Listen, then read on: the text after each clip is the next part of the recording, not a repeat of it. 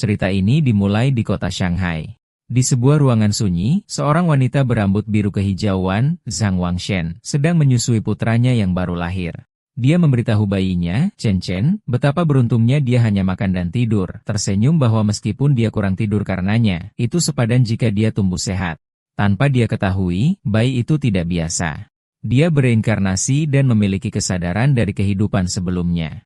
Saat dia menyusu, dia memperhatikan otaknya belum sepenuhnya berkembang, namun dia sadar. Sebuah layar status seperti game biru muncul, mengidentifikasi dirinya sebagai Lin Zichen, 33 tahun, dengan tingkat biologis tingkat biasa 1. Dia menyadari bahwa dia memiliki kemampuan curang khusus. Pada usia 3 bulan, Lin Zichen berada di tempat tidurnya sementara orang tuanya, Zhang Wanqian dan Lin Yansheng, mengawasinya. Ayahnya berkomentar tentang betapa berbakatnya bayi itu secara fisik, memperkirakan dia akan menjadi pelebur gen yang hebat atau setidaknya seorang cyborg.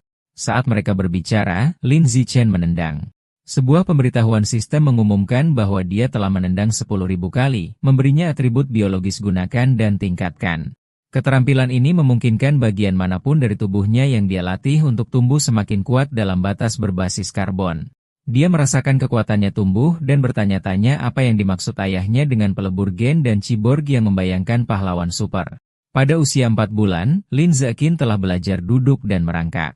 Untuk menghindari menakut-nakuti orang tuanya dengan perkembangannya yang sangat cepat, dia hanya berlatih di malam hari. Setiap kali dia merangkak, sistemnya menghadiahinya dengan poin. Sebulan kemudian, pada usia 5 bulan, dia telah menguasai berjalan. Pada usia 6 bulan, dia akhirnya bisa duduk dan merangkak di depan orang tuanya tanpa terlihat terlalu aneh.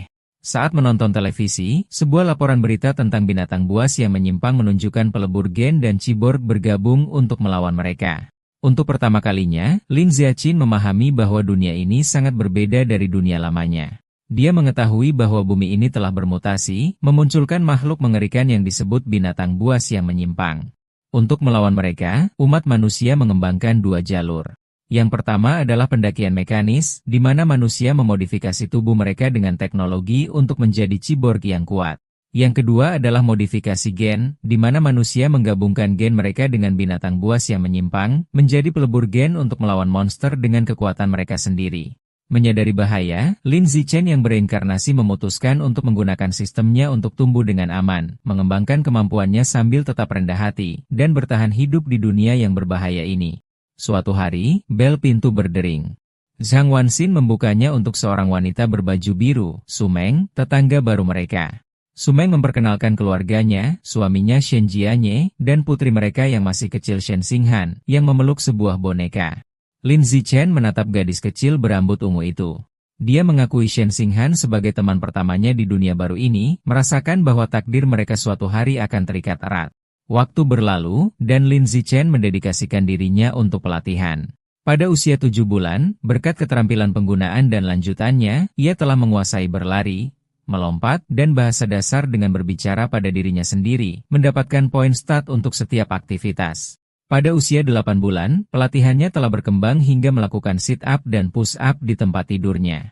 Dia berhati-hati untuk berlatih hanya ketika orang tuanya tidak ada. Tetapi suatu hari, ibunya, Zhang Wanxian, berjalan ke balkon dan terkejut melihat putranya yang berusia 8 bulan melakukan sit-up. Dia mengucek matanya karena tidak percaya.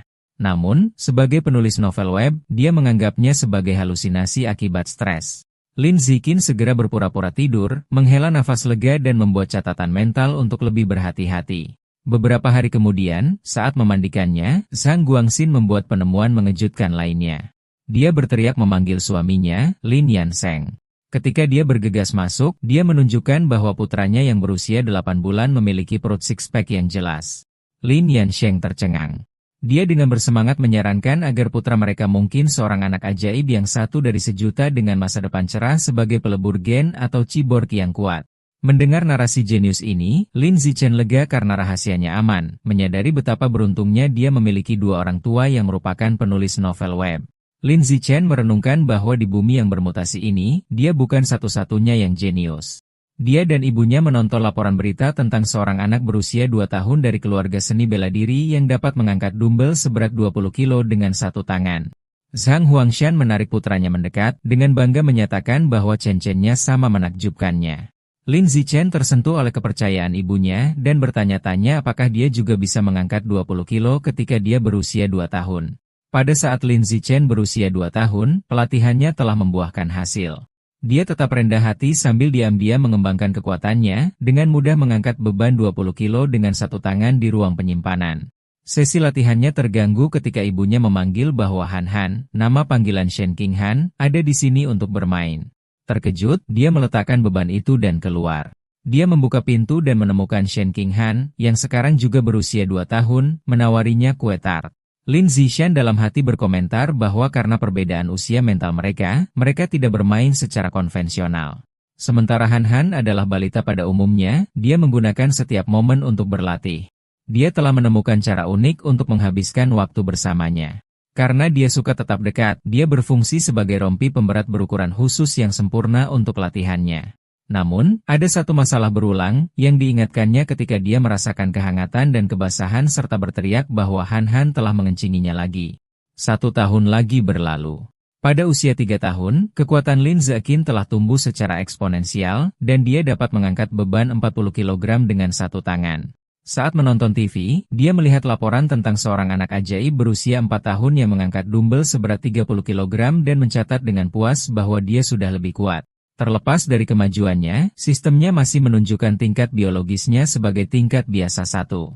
Dia bertanya-tanya apa yang diperlukan untuk mencapai tingkat 2.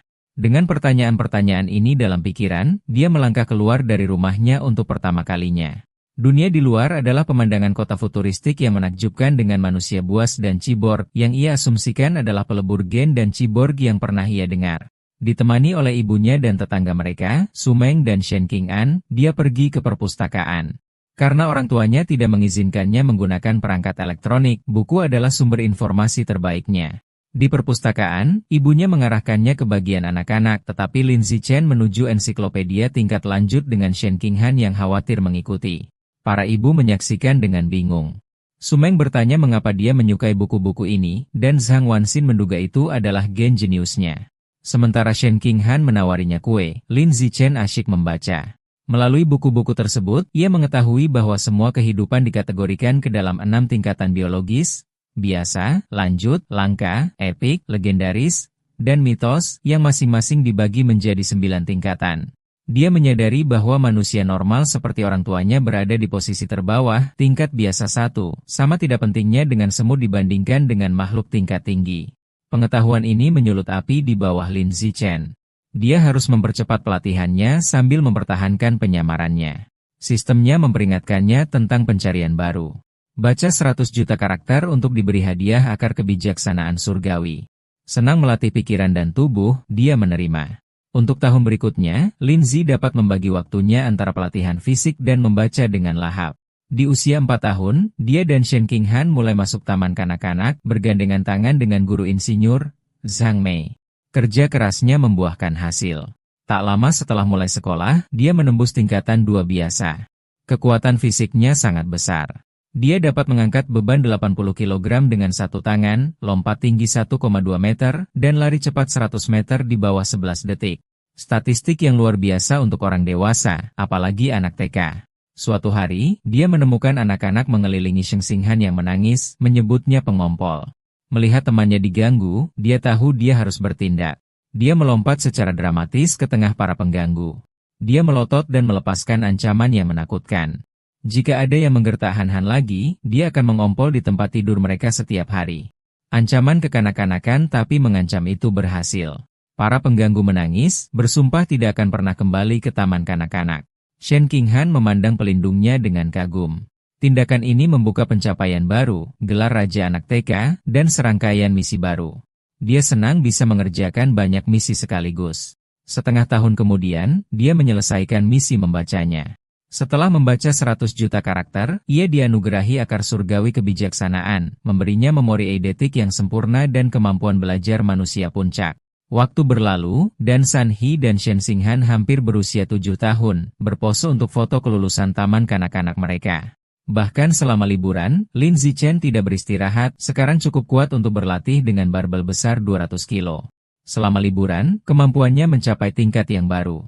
Dia bisa melompati lebih dari 2 meter dan telah menembus penghalang 8 detik dalam lari 100 meter dengan waktu 7,98 detik. Pikirannya sama tajamnya, didorong oleh atribut barunya. Dia sudah menyelesaikan sebagian besar kurikulum sekolah dasar. Kehidupan barunya dimulai di sekolah dasar Sun Sine. Karena dia sudah belajar sendiri mata pelajaran tingkat lanjut, kompetisi akademik menjadi mudah. Dia dengan mudah meraih tempat pertama di kompetisi akademik sekolah dasar nasional hanya untuk membuka gelarnya secepat mungkin. Setiap kali dia punya waktu luang, dia akan memberi Shin Sing-han les privat. Meskipun bukan bakat yang luar biasa, dia rajin. Dengan bantuannya, nilainya meningkat secara dramatis. Dan setelah 1 semester, dia menduduki peringkat kedua di kelas dengan Lin Zeshan memegang tempat pertama. Untuk mempercepat misinya, dia juga berpartisipasi dalam pertemuan olahraga sekolah, memecahkan setiap rekor. Tepat ketika dia berpikir kehidupan sekolahnya akan berlanjut dalam rutinitas yang dapat diprediksi ini, seorang siswa pindahan baru yang istimewa muncul. Guru memperkenalkan pendatang baru itu, seorang gadis dengan rambut biru keperakan panjang bernama Bai Sui. Lin Zichen segera tahu dia berbeda. Saat dia berdiri di ambang pintu, dia bisa merasakan aura aneh samar yang bukan milik manusia normal. Saat siswa pindahan baru, Bai Sui, berjalan untuk mencari tempat duduk, siswa lain memperhatikannya dengan rasa ingin tahu. Shen Sing-han mencondongkan tubuh ke Lin Zichen, yang dia panggil Xiao Chen, dan berbisik tentang betapa cantiknya rambut Bai Sui, seperti kepingan salju musim dingin. Namun, Lin Zichen sedang tidak ingin membahas estetika. Saat Bai Sui duduk di dekatnya, pikirannya tertuju pada aura aneh dan bukan manusia yang dia rasakan darinya. Dia bertanya-tanya apakah dia bisa menjadi Fuser Gen atau keturunan dari salah satunya. Pada hari-hari berikutnya, Bai Sui terbukti menjadi teka-teki. Dia tidak berbicara dengan siapapun dan meletakkan kepalanya di mejanya begitu kelas berakhir tetap tidak bergerak. Dia bahkan hampir tidak bangun untuk ke kamar kecil. Pada awalnya, siswa penasaran, bahkan berfoto dengannya saat dia tidur. Tetapi karena perilakunya tidak berubah, mereka kehilangan minat dan ruang kelas kembali ke rutinitasnya. Bagian ini hancur lebih dari sebulan kemudian. Fenomena aneh dimulai. Bai Sui mulai mengeluarkan cairan putih kental. Zat itu berbau busuk dan menetes ke pakaian dan kakinya. Para siswa lain bereaksi dengan jijik, mengeluh tentang bau yang mengerikan itu. Seorang yang berjiwa kejam mencibir komentar kasar tentang cairan itu dan kemudian menuangkan botol airnya ke atas kepalanya, mengklaim dia mencucinya. Dipermalukan dan basah kuyup, Bai Sui mengepalkan tinjunya di meja, dan air mata mengalir di wajahnya saat dia mulai menangis, bahunya bergetar karena isak tangis tanpa suara. Para pengganggu meledak dalam tawa kejam atas kesedihannya. Menonton dari meja mereka, Shen Qinghan menoleh ke Lin Zichen dengan ekspresi khawatir, menanyakan apakah mereka dapat membantu Bai Sui yang malang. Lin Zichen bingung.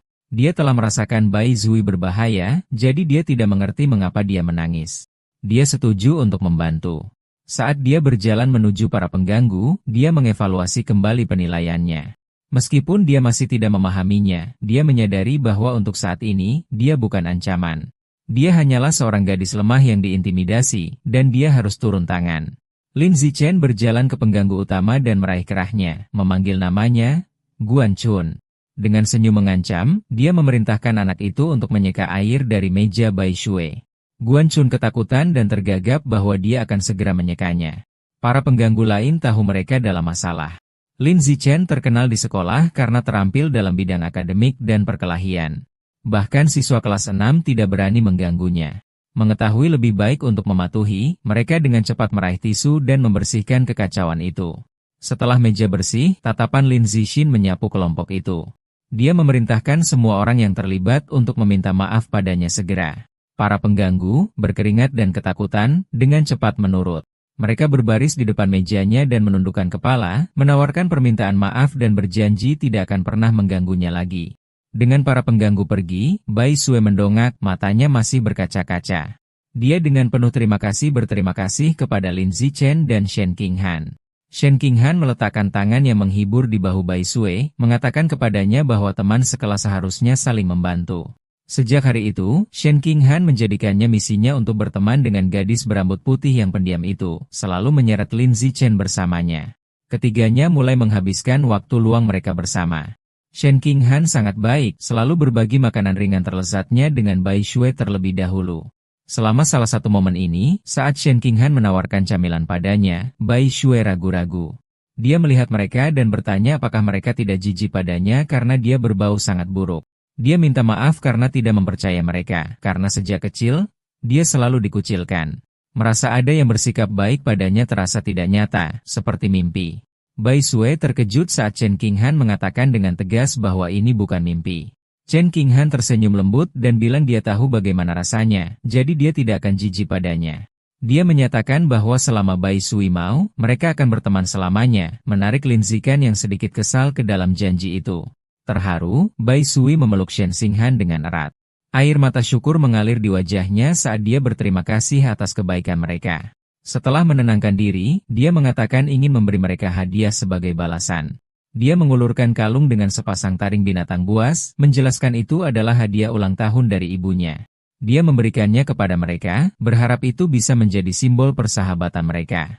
Shen Qinghan setuju dengan antusias, dan ketiga anak itu berdiri bersama di halaman sekolah saat matahari terbenam, dengan gembira menyatakan mereka akan berteman selamanya. Namun, tepat ketika persahabatan baru mereka diperkuat, hal tak terduga terjadi.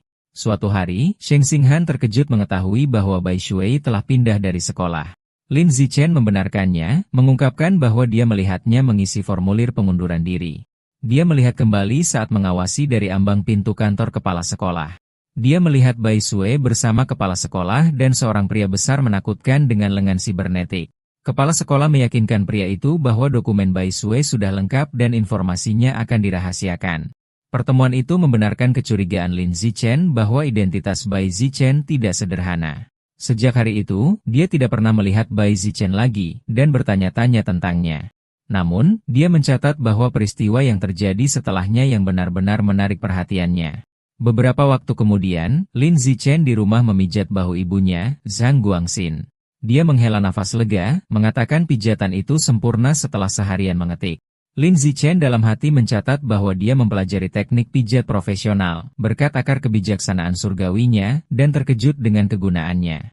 Malam tenang mereka terganggu oleh laporan berita utama. Ini menampilkan pencapaian luar biasa lainnya oleh anak ajaib Kyoto. Baru berusia 10 tahun, anak laki-laki itu berhasil bergabung dengan gen binatang buas yang menyimpang dan sekarang dapat mengangkat batu seberat 500 kg dengan satu tangan. Lin Zichen mengenali anak laki-laki itu dan menyadari dengan terkejut bahwa saingannya telah memulai fusi gen. Ayahnya, Lin Yansheng, mengeluh bahwa anak ajaib Kyoto selalu ada di TV, mempertanyakan apakah mereka mencoba mengubahnya menjadi seorang influencer. Orang tua membahasnya. Lin Yansheng menjelaskan anak laki-laki itu berasal dari keluarga seni bela diri berusia 1000 tahun, jadi mereka mungkin memiliki teknologi fusi gen tingkat lanjut. Zhang Guangxin berpendapat salah menggunakan anak kecil sebagai kelinci percobaan. Suaminya membalas bahwa untuk keluarga seperti itu, kepentingan keluarga adalah yang utama, mendapatkan sindiran, "Kamu tahu segalanya," dari istrinya. Saat orang tuanya bertengkar, Lin Zikin tenggelam dalam pikiran. Dia ingat bahwa sebelum fusi, anak ajaib itu bisa mengangkat 100 kg. Sekarang dia bisa mengangkat 500 kg, peningkatan 5 kali lipat. Sebagai perbandingan, Lin Zikin, baru berusia 8 tahun, sudah dapat mengangkat beban 300 kg dengan satu tangan tanpa fusi gen apapun.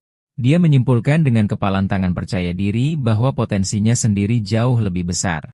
Kepercayaannya melambung tinggi, tetapi perasaan itu berumur pendek. Laporan berita berikutnya mengajarinya arti sebenarnya dari ketakutan.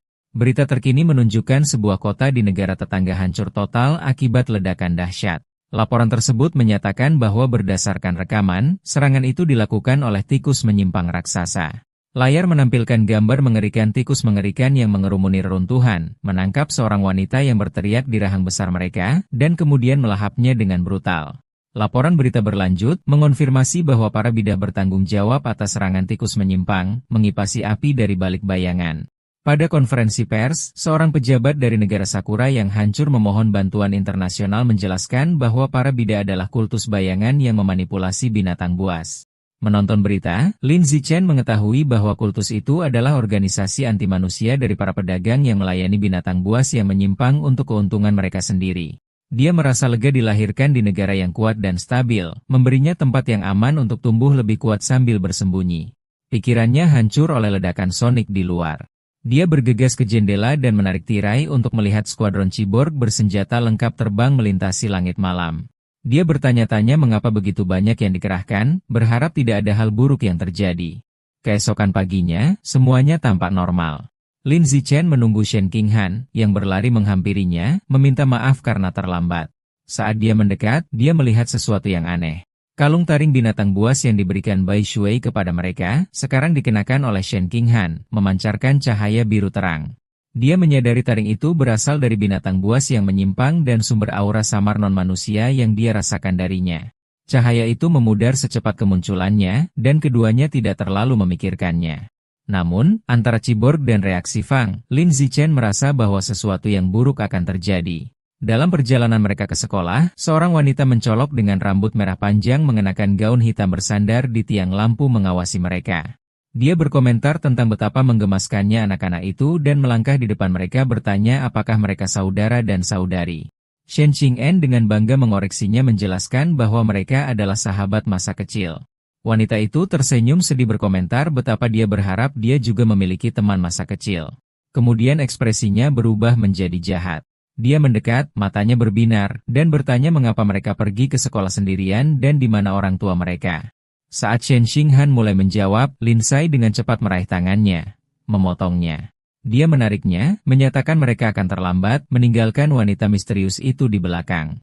Setelah jarak yang aman, dia dengan lembut menegur Shen Qinghan, mengingatkannya untuk tidak berbicara dengan orang asing. Dia mengangguk. Setelah sekolah, Lin Zichen memimpin mereka melalui sebuah gang yang sepi. Shen Qinghan dengan gugup berkomentar betapa menyeramkannya tempat itu. Lin Zichen menjelaskan daerah itu dijadwalkan untuk pembongkaran, dan semua orang sudah pindah.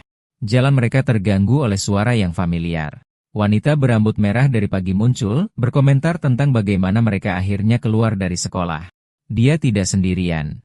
Seorang pria berotot besar bernama Sheng bersamanya. Wanita itu memberitahu Sheng bahwa dia membawa anak-anak itu ke sini. Lin Zichen khawatir. Dia dengan sengaja memilih rute yang berbeda, tetapi dia entah bagaimana telah mengikuti mereka. Wanita itu mencoba memancing mereka mendekat dengan suara manis, menawarkan mereka makanan. Rekanannya, Sheng, menjadi tidak sabar. Dia menyuruhnya untuk berhenti berbicara dan menjatuhkan anak-anak itu agar mereka bisa menyelesaikannya. Tanpa mengucapkan sepatah kata pun, Sheng bergegas ke arah mereka dengan kain, berteriak bahwa dia sedang terburu-buru untuk menjual mereka dengan uang tunai. Saat dia mendekat, Lin Ziqin mendorong Shen Qinghan ke samping dan bersiap menghadapinya. Dia mengepalkan tinjunya dan melayangkan pukulan kuat sekuat tenaga. Pukulan itu mengenai wajah Sheng dengan telak, menghentikan pria yang lebih besar itu. Kekuatan besar itu membuat Sheng terbang mundur menyusuri gang dengan teriakan kesakitan. Wanita berambut merah itu menyaksikan dengan tak percaya, terkejut seorang anak sekolah dasar bisa membuat pria dewasa terbang. Di tanah, Sheng batuk darah, terpana. Setelah Sheng jatuh, Lin Zichen berbalik ke wanita berambut merah. Sebelum dia bisa bereaksi, dia mendaratkan pukulan telak ke bagian tengah tubuhnya diikuti dengan uppercut kuat yang membuatnya pingsan. Berdiri di atas para penculik yang kalah, ekspresinya mengeras. Dia mengambil batu bata di dekatnya, niatnya suram. Dia beralasan bahwa karena tidak ada kamera di gang yang sepi, dia harus menghabisi mereka. Jika mereka hidup, kekuatan supernya akan terungkap, merusak rencananya untuk merendah dan tumbuh lebih kuat. Tepat saat dia akan memberikan pukulan terakhir, tanah bergetar hebat. Gempa bumi dahsyat mengguncang gang, membuat mereka lengah. Sesaat kemudian, tangan bercakar besar menghantam dinding bangunan di dekatnya. Seekor tikus menyimpang raksasa mengerikan muncul dari debu dan puing-puing menjulang di atas mereka. Binatang itu mengabaikan anak-anak dan menjulang di atas wanita yang tidak sadarkan diri, tetapi alih-alih melahapnya, ia memenggal kepalanya dengan sapuan cepat cakarnya. Tikus itu kemudian mengambil kepala wanita itu yang terpenggal saat Shen Qinghan berteriak ketakutan. Menyadari bahaya, Lin Zichen mengangkat Shen Qinghan yang ketakutan ke dalam pelukannya. Dia mengatakan padanya itu adalah tikus menyimpang raksasa, dan mereka harus menyelamatkan diri. Dia berbalik dan berlari menjauh, menggendongnya saat mereka melarikan diri. Saat mereka melarikan diri, kilatan merah dan emas melesat di langit. Seorang cyborg wanita dengan rambut pirang dan tambahan telinga kelinci di helmnya menyelam ke gang. Dia bergerak dengan kecepatan luar biasa, kabur saat dia melesat melewati tikus. Shen Qinghan, melihat ke bahu Lin Zichen, berseru betapa cepatnya cyborg itu. Cyborg itu mendarat dengan anggun di belakang monster itu. Menghadapi tikus, cyborg wanita itu mempersiapkan serangannya. Sarung tangannya bersinar saat dia mengisi senjatanya dan mengumumkan asap anestesi. Dia menembakkan proyektil ke monster itu menyebabkan ledakan besar yang mengguncang gang. Lin Zichen melindungi Shen Qinghan dari ledakan itu. Tikus menyimpang itu terperangkap dalam ledakan api, meraung kesakitan, dan dibiarkan linglung oleh asap anestesi. Melihat celahnya, cibor itu maju ke depan dan menghabisi binatang buas yang melemah itu dalam serangkaian serangan. Kemudian, Lin Ziqin menyaksikan laporan berita tentang kejadian itu di rumah. Dia menganalisis pertarungan menyimpulkan tingkat kekuatan Cyborg mungkin tidak terlalu tinggi. Dia beralasan dia harus melemahkan tikus itu terlebih dahulu, dan masih butuh waktu 7 menit untuk membunuhnya. Dia merenungkan bahaya tikus menyimpang raksasa, mengetahui mereka adalah makhluk tangguh yang dapat tumbuh lebih dari 10 meter dan mencapai tingkat kelima biasa. Beruntung mereka lolos tanpa cedera, kejadian itu mengingatkannya akan bahaya dunia. Dia memutuskan untuk meningkatkan latihannya untuk melindungi dirinya sendiri dan orang-orang yang dia sayangi. Dia kemudian terlihat di ruang latihannya melakukan squat berbeban dengan barbel berat, sistemnya menghadiahi dia dengan poin. Meskipun ancaman tikus menyimpang menghantui, hidup terus berlanjut. Segera, dia dan Sheng Xinghan merayakan ulang tahun ke-9 mereka dengan kedua keluarga di sekitar kue besar. Setelah membuat permohonan, mereka bertukar hadiah. Berkat akar kebijaksanaan surgawinya, Lin Zichen telah mengajari dirinya sendiri untuk mengukir dalam satu malam dan membuat jepit rambut kayu yang rumit untuk Shen Qinghan. Dia sangat gembira, meletakkannya di rambutnya dan berseru betapa dia menyukainya. Waktu berlalu dengan cepat, dan segera Lin Zichen dan Shen Qinghan lulus dari sekolah dasar dan memulai sekolah menengah pertama. Saat mereka pergi, sistemnya memberitahunya bahwa dia telah menyelesaikan pencapaian pendidikan wajib 9 tahun yang dominan, membuka kunci gelar Raja Anak TK dan Anjing teratas sekolah dasar. Dia menjadi bersemangat untuk membuka kunci gelar penguasa sekolah menengah berikutnya, yang akan memberinya atribut kelangsungan hidup yang terkuat. Selama istirahat, dia tetap berpegang pada regimen pelatihan intensitas tinggi. Pelatihannya meliputi 1000 push-up dengan batu besar di punggungnya, memberinya peningkatan statistik yang besar. Kerja kerasnya terbayar. Tepat sebelum sekolah dimulai, setelah lari 10 km, sistemnya mengumumkan tingkat biologisnya telah menembus ke tingkat ketiga biasa. Atribut fisiknya meningkat secara dramatis. Dia sekarang dapat mengangkat 700 kg dengan satu tangan, memiliki lompatan vertikal 4 meter, dan dapat berlari 100 meter dalam 6 detik. Saat kekuatannya tumbuh, dia bertanya-tanya tingkat apa yang telah dicapai oleh Kyoto Prodigy. Secara kebetulan, sebuah berita ditayangkan di TV pada malam sebelum sekolah dimulai. Laporan itu mengungkapkan bahwa anak ajaib yang sekarang berusia 14 tahun telah menyatu dengan gen semut raksasa dan dapat mengangkat balok paduan 2000 kg dengan satu tangan. Lin Zichen menghitung bahwa karena gen semut raksasa meningkatkan kekuatan dengan faktor 4 hingga 8, pengangkatan sejati anak ajaib tanpa peningkatan gen hanya sekitar 500. Ini berarti Lin Zichen masih pada dasarnya lebih kuat. Dia tersenyum, membayangkan betapa kuatnya dia dengan fusi gen di masa depan. Keesokan harinya, sekolah menengah pertama dimulai. Karena dia adalah siswa terbaik di kota, semua sekolah menengah pertama terbaik mencoba merekrutnya. Dia menerima undangan dari sekolah menengah pertama Shanghai, tetapi hanya jika Shen Qinghan bisa berada di kelasnya. Selama pendaftaran, mereka disambut oleh kepala sekolah dan guru wali kelas baru mereka yang mengungkapkan betapa mereka mengandalkannya. Setelah beberapa basa-basi, dia membuat alasan dan pergi bersama Shen Qinghan. Alasan sebenarnya dia memilih sekolah menengah pertama Shanghai adalah karena fasilitas atletiknya yang sangat baik. Mereka telah berencana untuk bermain bulu tangkis di lapangan sekolah sebelum kelas dimulai secara resmi. Di lapangan, Shen Xinghan yang bersemangat memberitahu Lin Zichen, Xian, mereka harus mulai. Dia melayani dengan gaya, memanggil curveball perinya. Lin Zichen dengan mudah menangkap kok di udara, tetapi permainan mereka terganggu. Sekelompok siswa kelas atas mendekat, dan pemimpin mereka dengan topi terbalik merebut kok, memberitahu mereka bahwa lapangan itu sudah dipesan. Teman-temannya dengan mengejek menawarkan untuk membiarkan Shen Xinghan tinggal dan berlatih tanding dengan mereka. Shen Xinghan mempertahankan posisinya, mengatakan kepada mereka bahwa mereka harus mengikuti aturan, dan mereka ada di sana terlebih dahulu. Lin Zichen, melihat mereka terlalu dekat dengan Shen Qinghan, turun tangan dengan ekspresi dingin. Dia menyuruh mereka untuk menjauh darinya dan mengingatkan mereka tentang aturan siapa cepat dia dapat. Pemimpin itu mencemooh, dengan arogan menyatakan dia mengambil alih lapangan. Pemimpin itu memegang kok dan melemparkannya ke atas, tetapi sebelum dia bisa melayani, Lin Zichen bergerak. Dia menyatakan bahwa mulai sekarang, aturannya adalah satu-satunya yang penting. Dengan gelombang kekuatan, dia melompat dan menghantam kok dengan kekuatan luar biasa. Kok melesat melintasi lapangan, kabur putih. Itu bergerak sangat cepat, pemimpin itu hampir tidak punya waktu untuk bereaksi. Kekuatan benturan menghancurkan raketnya dan menerbangkan topinya. Para senior terkejut, berkeringat, dan gemetar. Mereka bertanya-tanya apakah Lin Zishan bahkan manusia, mempertanyakan apakah dia seorang Fusergen. Seseorang mencatat dengan teror bahwa jika tembakan itu sedikit meleset, kepala bos mereka akan terpenggal. Karena sangat terintimidasi, para senior membungkuk dalam-dalam sebagai permintaan maaf. Mereka memberitahu Lin Zichen bahwa mereka memahami aturan sekarang dan akan segera pergi. Mereka kemudian mundur dengan tergesa-gesa. Mungkin karena berita tentang insiden itu menyebar, tidak ada yang berani menggertak Lin Zichen atau Shen Qinghan lagi.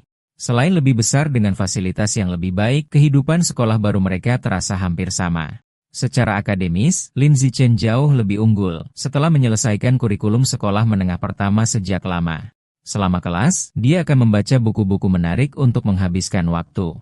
Di malam hari, setelah berolahraga, dia akan menggunakan akar kebijaksanaan surgawinya untuk mempelajari keterampilan baru secara online, dengan cepat mencoba-coba memasak, fotografi, mengemudi, berenang, dan berbagai olahraga. Untuk membuka gelar penguasa sekolah menengah pertama, dia tidak hanya menduduki peringkat pertama di setiap mata pelajaran. Dia juga mewakili sekolah dalam kompetisi nasional. Dia berdiri di tengah gunung trofi. Untuk menjaga profil rendah, dia berhati-hati untuk tidak memenangkan tempat pertama di setiap kompetisi. 1 semester berlalu dan gelar itu masih belum terbuka. Namun, penampilannya membuatnya mendapatkan banyak penggemar wanita yang meninggalkan tumpukan surat cinta di mejanya. Dia mengabaikan mereka. Selain membimbing Shen Qinghan, dia fokus pada festival olahraga sekolah yang akan datang. Dia percaya bahwa jika dia benar-benar mendominasinya, dia akhirnya akan membuka gelar itu. Untuk festival tersebut, ia hanya mengikuti 3 acara, tolak peluru, lompat tinggi, dan lari cepat yang mewakili kekuatan, lompatan, dan kecepatan. Dia mencapai lemparan 201 meter yang menakjubkan dalam tolak peluru. Meskipun dia menahan diri agar tidak terlihat terlalu manusia super, dia masih dengan mudah meraih tempat pertama di semua acaranya. Saat dia duduk bersama Shen Xinghan, mengagumi medali emasnya, dia merasakan gelombang kekuatan baru mengalir melalui tubuhnya. Sebuah notifikasi sistem muncul mengumumkan bahwa karena prestasinya jauh melampaui setiap siswa lain, ia telah membuka gelar penguasa sekolah menengah pertama. Dengan semua 3 gelar usia sekolah terbuka, pencapaian mendominasi 9 tahun wajib belajar selesai, dan dia telah memperoleh atribut biologis baru, kelangsungan hidup yang terkuat. Saat kekuatan mengalir melalui dirinya, dia menyadari dengan puas bahwa gelar itu akhirnya terbuka. Saat Lin Zichen dan Shen Qinghan meninggalkan sekolah, dia mempertimbangkan atribut kelangsungan hidup yang terkuat yang baru. Kemampuan ini memungkinkan predator melahap esensi kehidupan makhluk lain untuk berevolusi. Dia bertanya-tanya apa itu esensi kehidupan, tenggelam dalam pikiran sampai Shen Qinghan memanggilnya untuk menunggu. Kembali ke kenyataan, dia mendapat ide. Dia bertanya kepada Shen Qinghan apakah dia bisa meminjam kalung taring binatang buasnya. Dia setuju dan menyerahkannya kepadanya. Saat jarinya menyentuh taring, sebuah notifikasi sistem muncul. Ini memberitahunya bahwa dia telah melahap jejak esensi kehidupan kupu-kupu raksasa abisal, membuka buku panduan baru dengan kemajuan 1%. Sebuah gambar spektral kupu-kupu gelap besar dengan mata di sayapnya muncul di sekelilingnya. Dia terkejut menyadari bahwa taring itu adalah gigi kupu-kupu. Malam itu, berharap untuk mempelajari lebih lanjut, dia mencari kupu-kupu raksasa abisal secara online. Yang mengejutkan, pencarian tidak memberikan hasil. Menyadari dia harus mempelajari binatang buas eksotis ini sendiri, dia ingat Bai Sue telah memberi mereka sepasang taring. Dia menggeledah tasnya dan menemukan gigi kedua. Memegang taring kedua, dia sekali lagi menyerap kekuatannya. Notifikasi sistem lain mengkonfirmasi bahwa dia telah melahap jejak esensi kehidupan kedua, tetapi kemajuan buku panduan hanya meningkat menjadi 2%. Dia melihat taring itu dengan kekecewaan, menyadari bahwa tidak banyak esensi kehidupan yang tersisa di dalamnya. Dia menyimpulkan bahwa dia harus menemukan cara lain untuk membuka kekuatan penuh kupu-kupu raksasa abisal. Keesokan harinya setelah sekolah, untuk meningkatkan pelatihannya dan memastikan rute pelarian cepat dari setiap binatang buas yang menyimpang, Lin Zichen mulai bersepeda Shen Xinghan ke dan dari sekolah setiap hari. Saat mereka meninggalkan halaman sekolah, seorang pria memanggilnya. Zichen, pria dengan pakaian olahraga itu, menghentikan mereka dan memperkenalkan dirinya sebagai pelatih Kuo dari tim seni bela diri sekolah. Dia memuji penampilan Lin Zichen di pertemuan olahraga sebagai yang terbaik dalam sejarah sekolah. Dengan antusiasme yang besar, pelatih Kuo secara resmi mengundangnya untuk bergabung dengan tim, bersikeras bahwa bakat atletiknya melampaui kemampuan akademiknya. Dia mendesak Lin Zichen untuk mengatakannya, tetapi juga menawarinya waktu untuk belajar tentang tim sebelum memutuskan. Pelatih Kuo berbicara begitu cepat dan penuh semangat sehingga Lin Zichen tidak mendapat kesempatan untuk mengatakan tidak. Melambaikan selamat tinggal saat mereka pergi, pelatih memberitahu mereka bahwa tim seni bela diri berada di kamar C di gimnasium dan bahwa dia akan menunggunya jika dia bebas untuk berkunjung keesokan harinya. Saat matahari terbenam, Lin Zichen kembali ke kamarnya, siap untuk menguji kemampuan barunya. Dia bertepuk tangan, menghancurkan kecoak dan nyamuk yang dia temukan. Dia membuka tangannya untuk memeriksa serangga mati, tetapi tidak merasakan lonjakan kekuatan. Dia menyadari membunuh makhluk biasa kecil seperti itu tidak memicu keterampilan. Dia menyimpulkan bahwa hanya binatang buas yang kuat atau eksotis yang membawa esensi kehidupan yang cukup untuk dilahap untuk evolusinya. Untuk memverifikasi teori barunya, Lin Zichen memutuskan untuk mengunjungi supermarket yang menjual daging binatang buas. Bersama Shen Qinghan di belakang, dia mengendarai mereka ke kota. Mereka segera tiba di supermarket bertingkat besar. Di dalam, mereka berjalan melalui lorong-lorong, dan Lin Zichen mencatat bahwa sementara ada banyak daging binatang buas, semuanya sudah dikemas sebelumnya. Dia tahu dia tidak bisa menguji teorinya tanpa menyentuh daging. Saat dia merasa frustrasi, dia mendengar seorang tukang daging mengiklankan daging binatang buas yang baru dipotong. Dia melihat konter dengan tanda bertuliskan daging binatang buas segar, tidak dikemas sebelumnya, aman untuk dimakan, di mana seorang tukang daging sedang memotong sisi-sisi daging yang besar.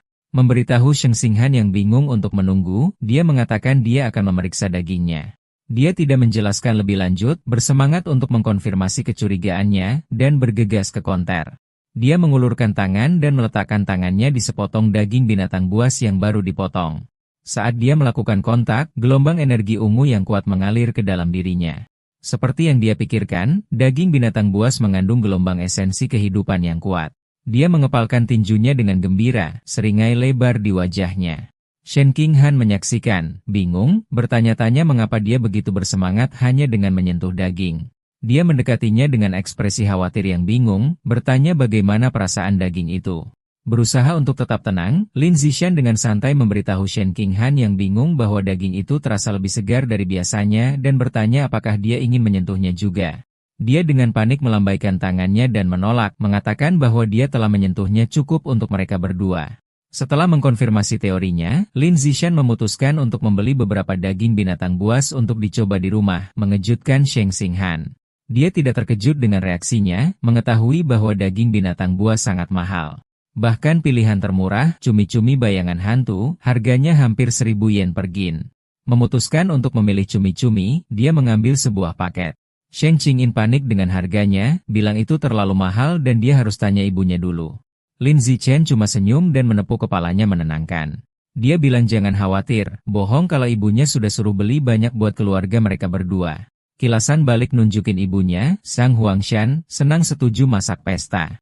Dalam hati, Lin Ziqing ngaku kalau berbagi itu bagian dari rencananya, tapi alasan penting lainnya adalah buat ngetes apakah dia bisa nyerap sari kehidupan lewat konsumsi karena dia khawatir penyerapan langsung bisa bikin dagingnya busuk. Di kasir, dia beli 3 bungkus cumi bayangan hantu seharga 29,94 dolar yen. Kasir perempuan itu bilang terima kasih. Pas mereka pergi, Lin Zichen mikirin betapa mahalnya daging itu, bertanya-tanya kapan mereka bisa beli lagi. Pas mereka selesai belanja, sudah jam 9 malam lewat. Tahu kota lagi kacau, mereka mutusin buat langsung pulang demi keselamatan. Di perjalanan pulang, Lin Zichen gak bisa berhenti mikirin eksperimennya. Gak sabar, dia diam-diam naruh tangannya di bungkusan daging di keranjang. Dia langsung ngerasain gelombang energi ungu yang familiar. Sistemnya mastiin dia udah ngelahap jejak sari kehidupan cumi bayangan hantu. Panduan baru buat makhluk itu kebuka, tapi progresnya cuma 0,1%. Gambar spektral cumi bermata banyak yang mengancam muncul di benaknya. Pas mereka goes sepeda di jalanan yang sepi, dia ngitung-ngitung dalam hati. Dia sadar ngelahap sedikit daging cuma ngebuka sebagian kecil dari kekuatannya. Dia ngira dia perlu ngelahap 100 jin buat nyampe 100% di buku panduan, yang harganya 100.000 yen. Dia mikirin kemampuan khusus cumi buat larut dalam air dan menghilang dan mutusin skill yang kuat itu sepadan sama harganya. Tujuannya udah jelas. Dia harus cari duit banyak karena dia nggak bisa minta sebanyak itu ke keluarganya. Dia terus keingetan alasan keduanya beli daging itu, buat ngetes apakah nyerap sari kehidupannya bakal bikin dagingnya busuk. Dia ngelirik bungkusan itu. Udah lama, tapi dagingnya kelihatan masih segar. Dia nyengir, senang karena nyerap sarinya nggak ngerusak dagingnya. Pas dia terus nyerap kekuatannya, progres berbuah cumi naik jadi 3%. Konsentrasinya buyar pas Sheng Xinghan teriak peringatan. Dia ngerem mendadak, ngerem sampai berhenti beberapa inci dari pasangan di jalur sepeda, dan minta maaf. Dia nyalahin dirinya sendiri karena nggak merhatiin jalan terus bertanya-tanya kenapa jalurnya rame banget. Shen Qinghan nunjuk ke depan. Mereka ngeliat konfrontasi yang tegang. Lelaki berotot rambut merah nyandera perempuan dengan todongan pisau. Shen Qinghan ngenalin Sandra yang ketakutan itu sebagai guru mereka, Cao Mei. Lelaki itu neriakin ancaman ke kerumunan. Area itu dikelilingi polisi yang coba nurunin eskalasi situasi lewat megafon. Kapten polisi nahan seorang perwira, Abing, nyuruh dia nggak nembak sembarangan. Kapten ngejelasin targetnya terlalu dekat sama Sandra dan make dia sebagai tameng, bikin tembakan bersih nggak mungkin. Perwira itu nyaranin gas tidur, tapi Kapten nolak, takut itu bakal mancing tersangka sebelum efeknya kerasa. Pas polisi ragu, Lin Ziaqin mutusin buat bertindak. Dia diam-diam ngambil batu kecil dari trotoar dan ngelemparnya dengan kecepatan dan ketepatan yang luar biasa. Batu itu ngenain pistol perwira Abing, bikin itu meledak. Peluru nyasar itu ngenain tangan penyandera, maksa dia buat teriak dan ngejatuhin pisaunya, ngelepas guru Cao Mei. Ngambil kesempatan, Kapten polisi neriakin timnya buat maju. Para perwira maju dan cepat nangkap tersangka yang gak bersenjata, sementara perwira perempuan nenangin guru Cao Mei yang ketakutan tapi gak terluka. Pas situasinya terkendali, Lin Zichen diam-diam naik lagi ke sepedanya. Sheng Xinghan ngeliat dia dengan mata bertanya-tanya lebar dan nanya apakah dia yang ngelempar batu itu. Dia cepat nyuruh dia diam bilang mereka harus pergi dan ngobrol nanti, dan mereka ngayuh pergi. Pas mereka mau pergi, suara nyuruh mereka berhenti. Kapten polisi manggil, nanya apakah Lin Ziaqin yang ngelempar batu itu. Panik karena ketahuan, Lin Ziaqin cepat nyangkal semuanya dengan senyum gugup. Kapten ngeliatin mereka ngayuh pergi, ngerasa aneh karena ada orang yang gak mau ngakuin perbuatan baik. Dia ngomong sendiri kalau ada hadiah buat keberanian. Kata hadiah langsung narik perhatian Lin Zichen. Butuh duit, dia ngerem mendadak, ngerem sampai berhenti, dan buru-buru balik ke kapten. Dia malu-malu narik penyangkalannya, ngaku dia ngelempar batu itu dan ngejelasin kalau duitnya penting banget buat dia. Kapten nyuruh dia datang ke kantor polisi buat bikin laporan, janji bakal bantuin dia ngajuin hadiahnya. Setelah ngabarin keluarga mereka, Lin Zichen dan Chen Xinghan siap-siap buat pergi ke kantor polisi. Dia nganggep semuanya bakal lancar, tapi pas polisi ngebawa pergi tersangka yang diborgol, sesuatu yang buruk terjadi. Muka tersangka mulai berubah jadi aneh. Polisi sadar dengan ngeri kalau dia sesat dan bermutasi jadi tikus menyimpang raksasa tepat di depan mata mereka. Monster itu ngerusak borgolnya dan ngamuk, nyabetin cakar besarnya ke para perwira. Kapten polisi ngomong di radionya, nyuruh semua pasukan buat nembak tapi lindungin warga sipil. Para perwira ngeluarin senjata mereka, tapi pelurunya nggak ngaruh. Laporan panik masuk, ngidentifikasi orang sesat itu udah nyatu sama jin Raja Tikus dan minta bantuan secepatnya. Nyadar bahayanya, Lin Zichen minta maaf, narik mereka berdua, dan narik mereka pergi, nyuruh mereka lari. Dia lega monster itu nggak ngejar mereka, tapi tahu mereka harus cepat pergi. Pas mereka kabur, sosok baru melesat turun dari langit dalam aura ungu. Itu cyborg perempuan dalam baju zirah futuristik yang ramping. Dia ngasih pukulan kuat ke tikus raksasa itu, bikin itu mundur. Melayang di udara, cyborg itu, perempuan dengan rambut ungu pendek, mulai ngisi meriam laser di dadanya. Dengan perintah buat nembak, dia ngeluarin sinar energi ungu yang dahsyat dan ngerusak yang ngelilingin tikus mutan itu. Makhluk itu meraung kesakitan pas itu hancur total, gak nyisain apa-apa selain sisa-sisa yang gosong. Lin Zichen ngeliatin, kaget sama kekuatan cyborg yang luar biasa. Karena ancamannya udah gak ada, guru Cao Mei dan Shen Xinghan ngeluarin napas lega. Lin Zichen, bagaimanapun, lebih khawatir soal sepedanya, nyatet dengan lega kalau ledakannya nggak ngenain itu, yang bakal jadi kerugian finansial besar. Pas ketegangan mereda, dia tiba-tiba sadar. Dia ngeliat ke keranjang sepeda dan ngeliat daging cumi bayangan hantu yang mahal udah busuk, ngeluarin bau yang nggak enak. Dia sekarang ngerti teori awalnya benar. Nyerap sari kehidupan bikin dagingnya busuk, tapi ada jeda. Sambil mengangkat tentakel yang lemas, dia sadar butuh alasan dan memutuskan menyalahkan perkelahian dan orang sesat yang sudah mati. Berakting dramatis, dia melempar tentakel busuk itu, menyalahkan orang sesat dan serangan cyborg yang membuat dagingnya terpanggang. Guru Cao Mei menghiburnya, mengatakan yang penting mereka semua selamat. Meskipun mereka berencana pulang, atas permintaan kapten, mereka akhirnya ikut tim keamanan ke kantor polisi. Mereka tidak menyangka akan diangkut dalam satu mobil van yang sama dengan sisa-sisa tubuh orang sesat itu. Setelah ledakan laser, yang tersisa hanyalah tumpukan daging hangus di atas ranjang dorong, dan baunya sangat menyengat. Saat dia duduk di van yang bau itu, pikiran lain muncul di benak Lin Zichen. Dia ingat bahwa taring binatang dari Bai Sui masih mengandung esensi kehidupan lama setelah makhluk itu mati. Kemungkinan baru muncul padanya. Mungkinkah ada esensi kehidupan yang tersisa di mayat ini juga? Dan jika ya, bisakah dia melahap gen raja tikus mayat itu untuk dirinya sendiri? Duduk di mobil polisi, Lin Zixin bertanya-tanya berapa banyak gen raja tikus yang bisa dia lahap dari mayat hangus orang sesat itu. Memutuskan untuk mencari tahu, dia diam-diam mengulurkan tangannya ke arah sisa-sisa tubuh itu. Saat dia bersentuhan, dia merasakan gelombang energi merah yang kuat.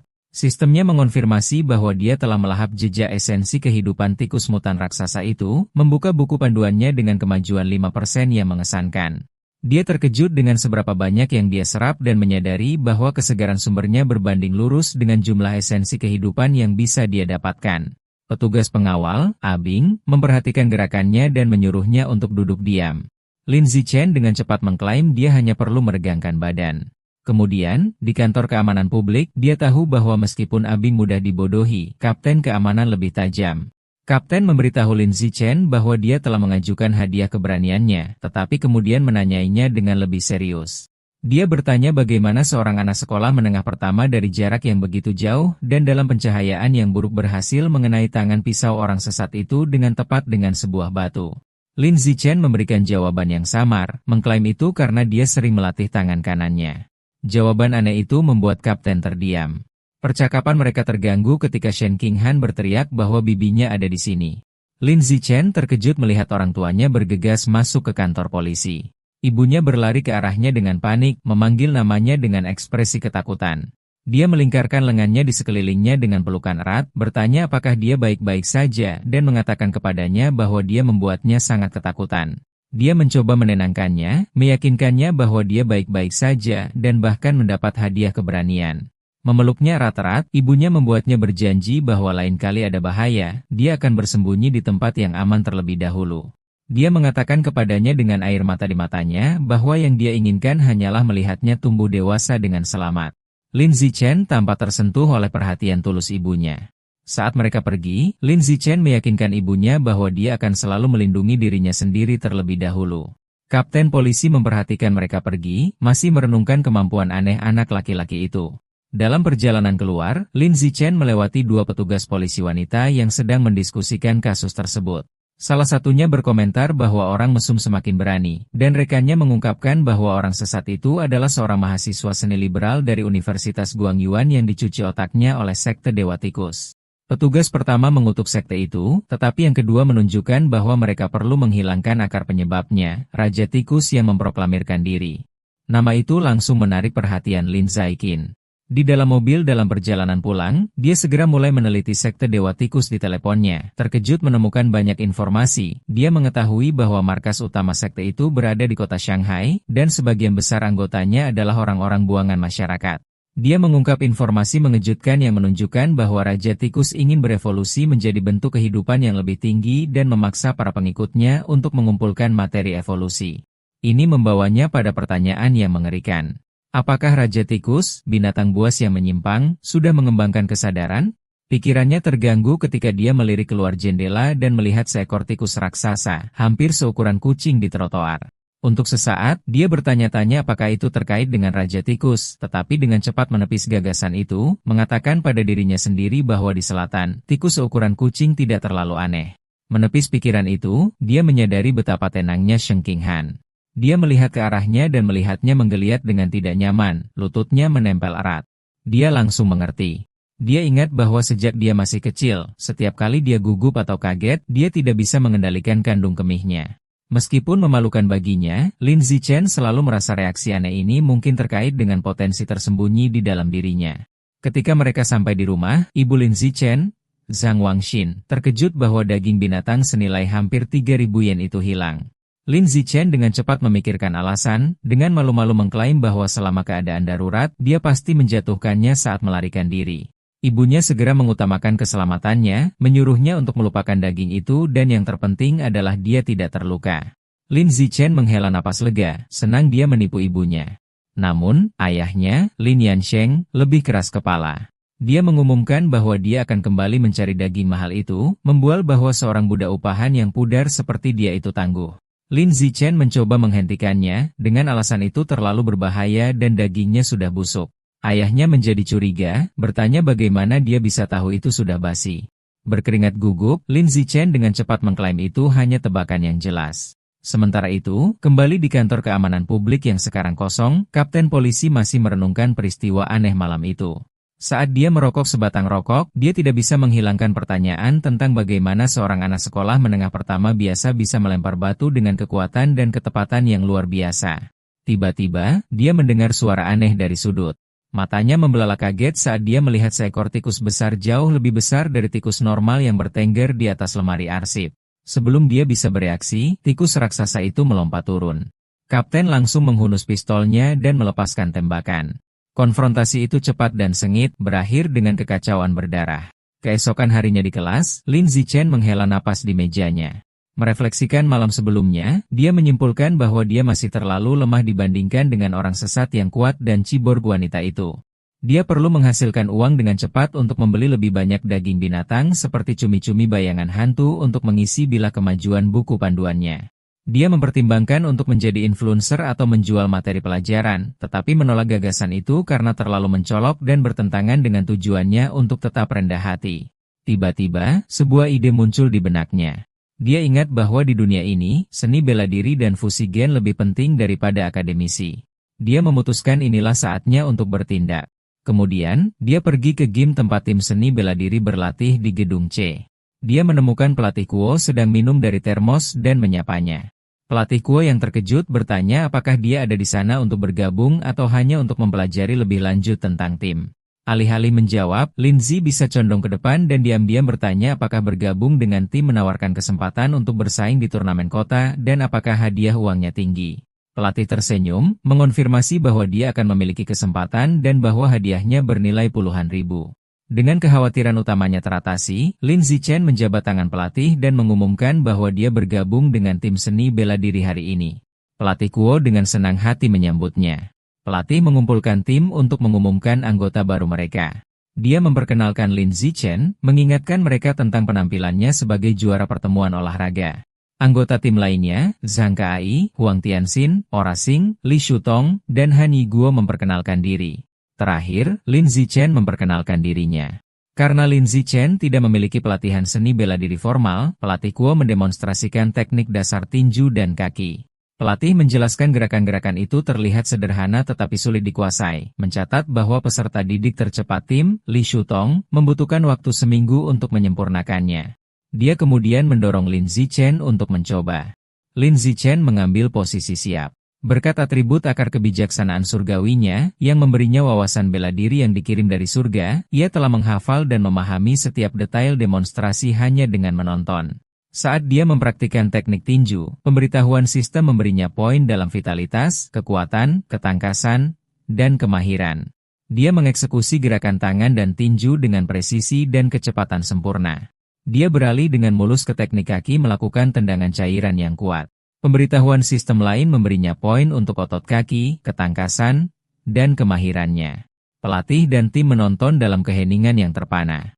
Rahang pelatih menganga dan dia hampir meraba-raba termosnya, tidak dapat mempercayainya. Dia bertanya-tanya bagaimana seseorang bisa mempelajari bentuk kompleks dengan sempurna setelah sekali lihat.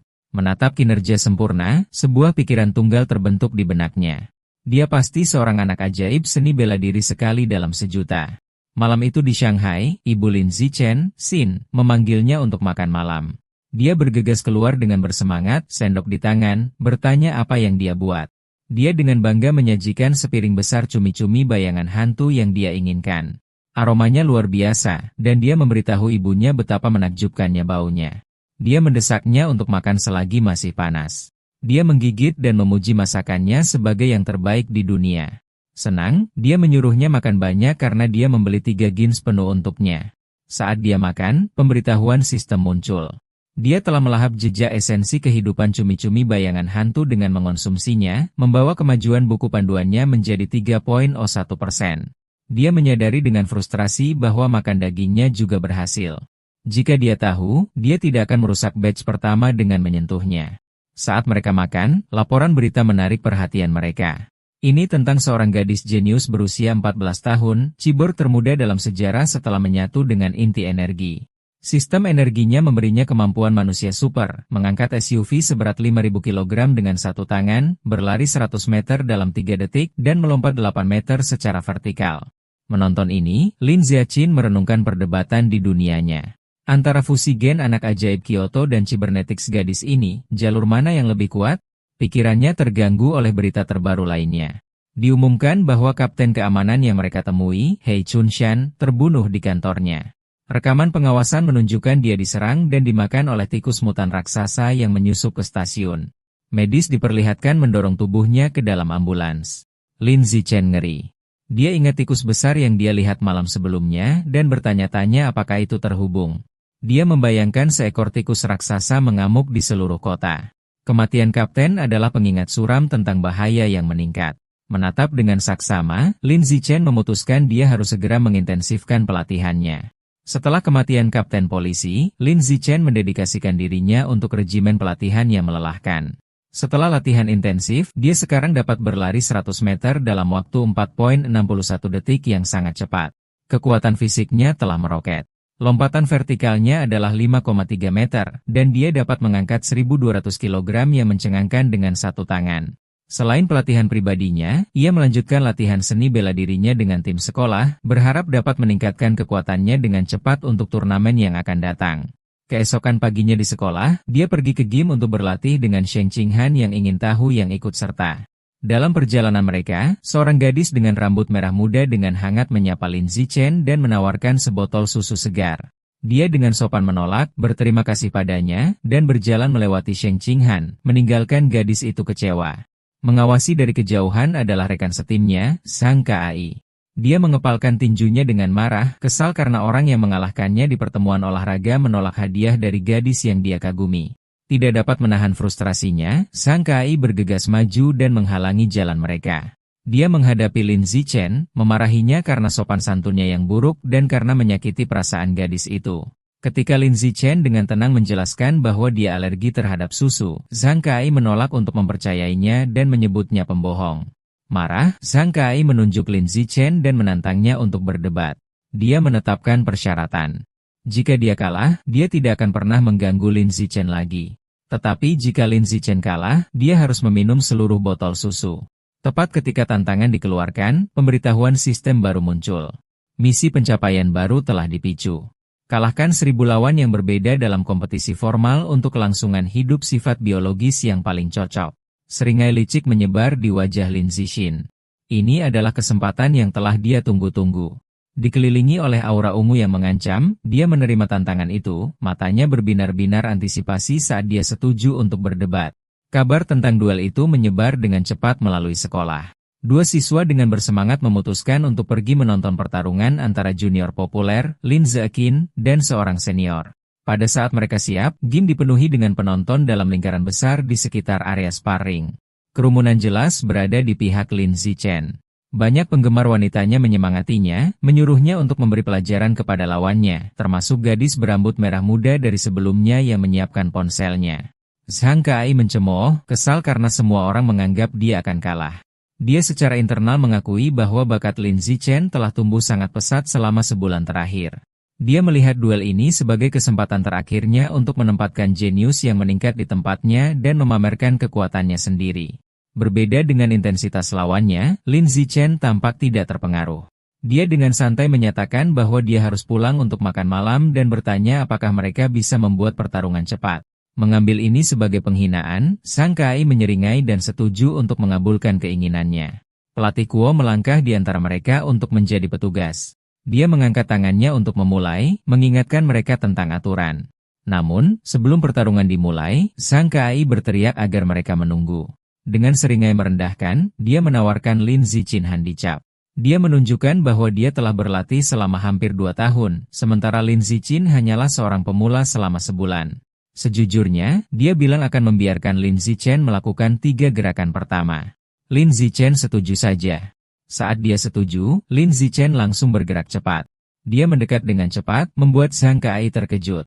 Sebelum lawannya bisa bertahan, Lin Zichen melancarkan satu pukulan dahsyat. Pukulan itu mengenai dengan kekuatan brutal, membuat darah muncrat dari hidung Zhang Kai. Dia langsung pingsan, jatuh tak sadarkan diri di lantai gym. Seluruh gym terdiam membisu. Rahang pelatih Kuo ternganga saat dia menatap tak percaya, berteriak bahwa pertarungan itu selesai dalam satu pukulan. Anggota tim bela diri dan penonton lainnya sama-sama terkejut, menyebut hasilnya konyol, tidak bisa memproses bahwa duel itu berakhir dalam 1 detik. Keheningan pecah oleh sorak-sorai perayaan. Shen Qinghan mengepalkan tinjunya ke udara, dengan gembira bersorak untuk kemenangan Lin Zichen. Gadis-gadis lain, termasuk yang berambut merah muda, ikut bergabung, berteriak tentang betapa hebatnya dia. Berdiri di atas lawannya yang kalah, Lin Zichen menerima pemberitahuan sistem. Itu memberitahunya bahwa dengan mengalahkan saingan dan memenangkan kasih sayang lawan jenis, ia telah memperoleh hak kawin prioritas. Lebih penting lagi, kemajuan misi barunya sekarang 1000.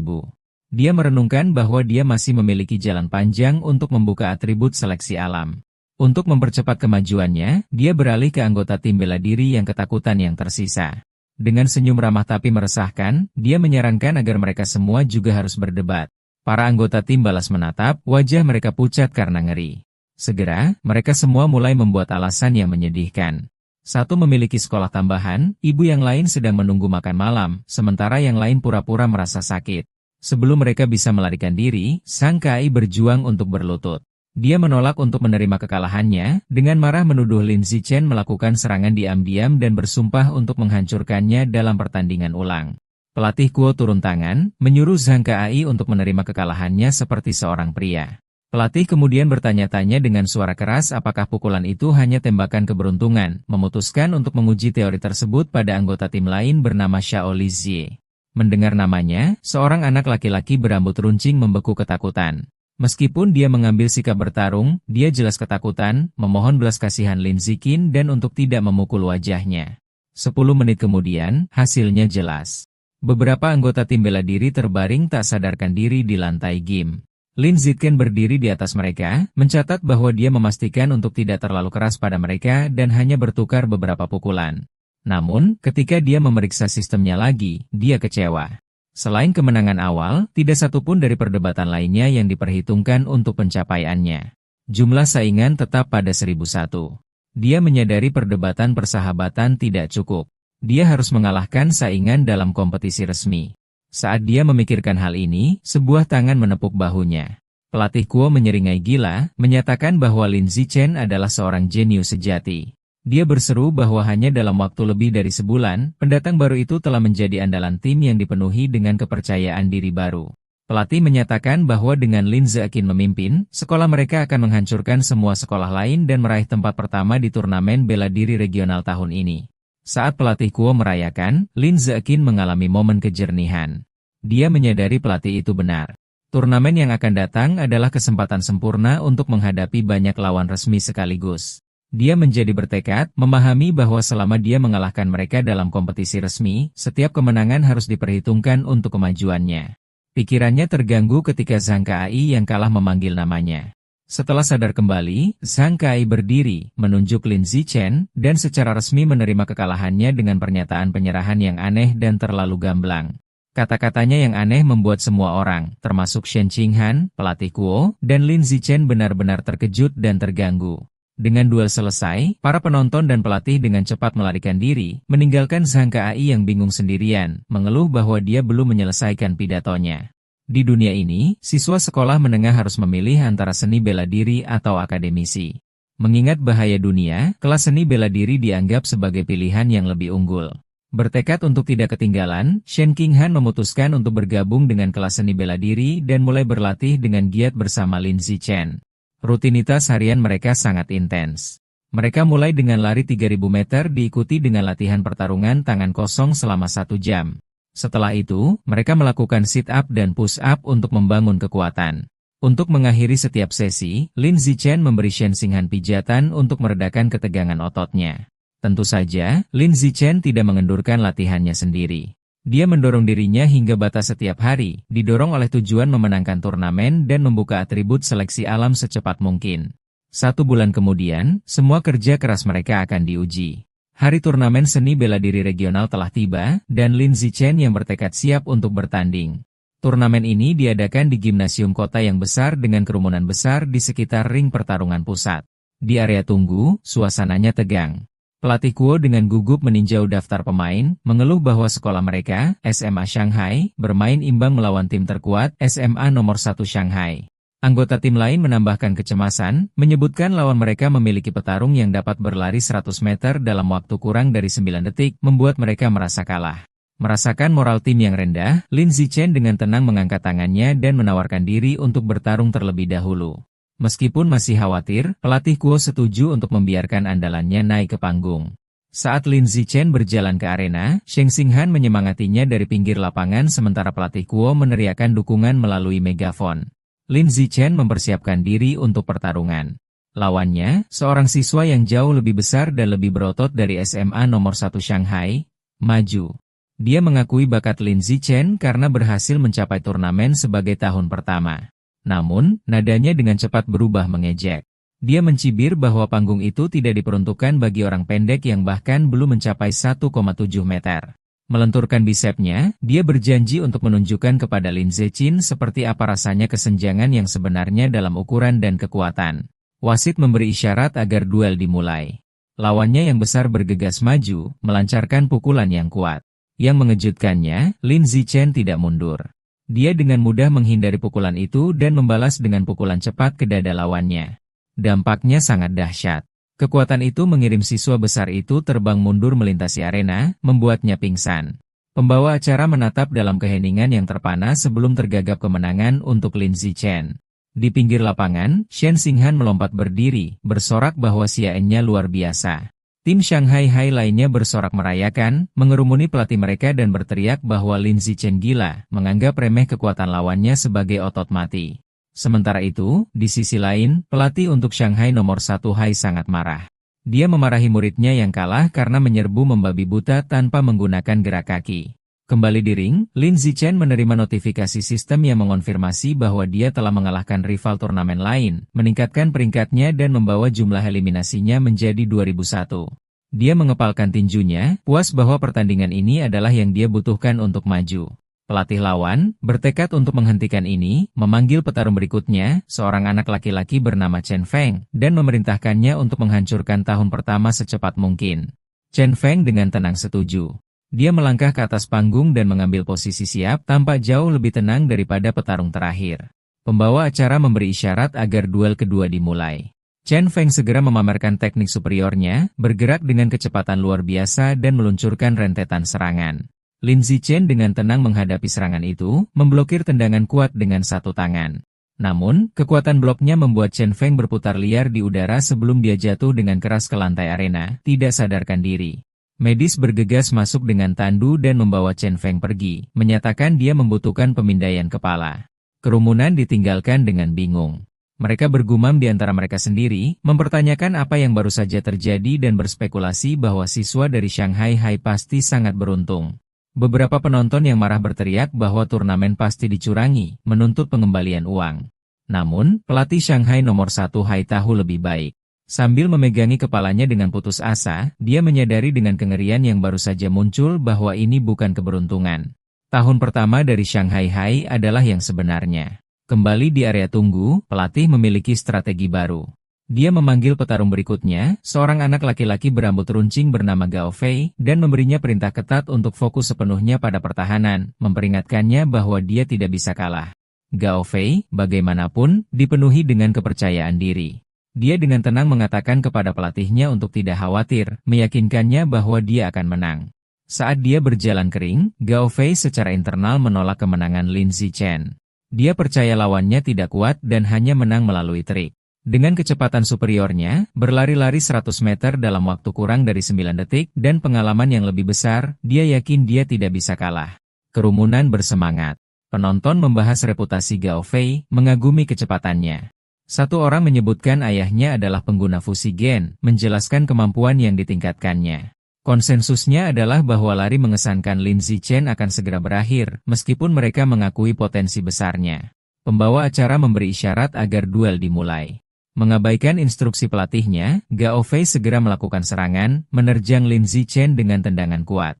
Dia menindaklanjuti dengan serangan cepat, melepaskan teknik khususnya, tinju penghancur batu air yang mengalir. Pelatihnya menyaksikan dengan marah, meneriaki muridnya yang tidak taat karena menyerang.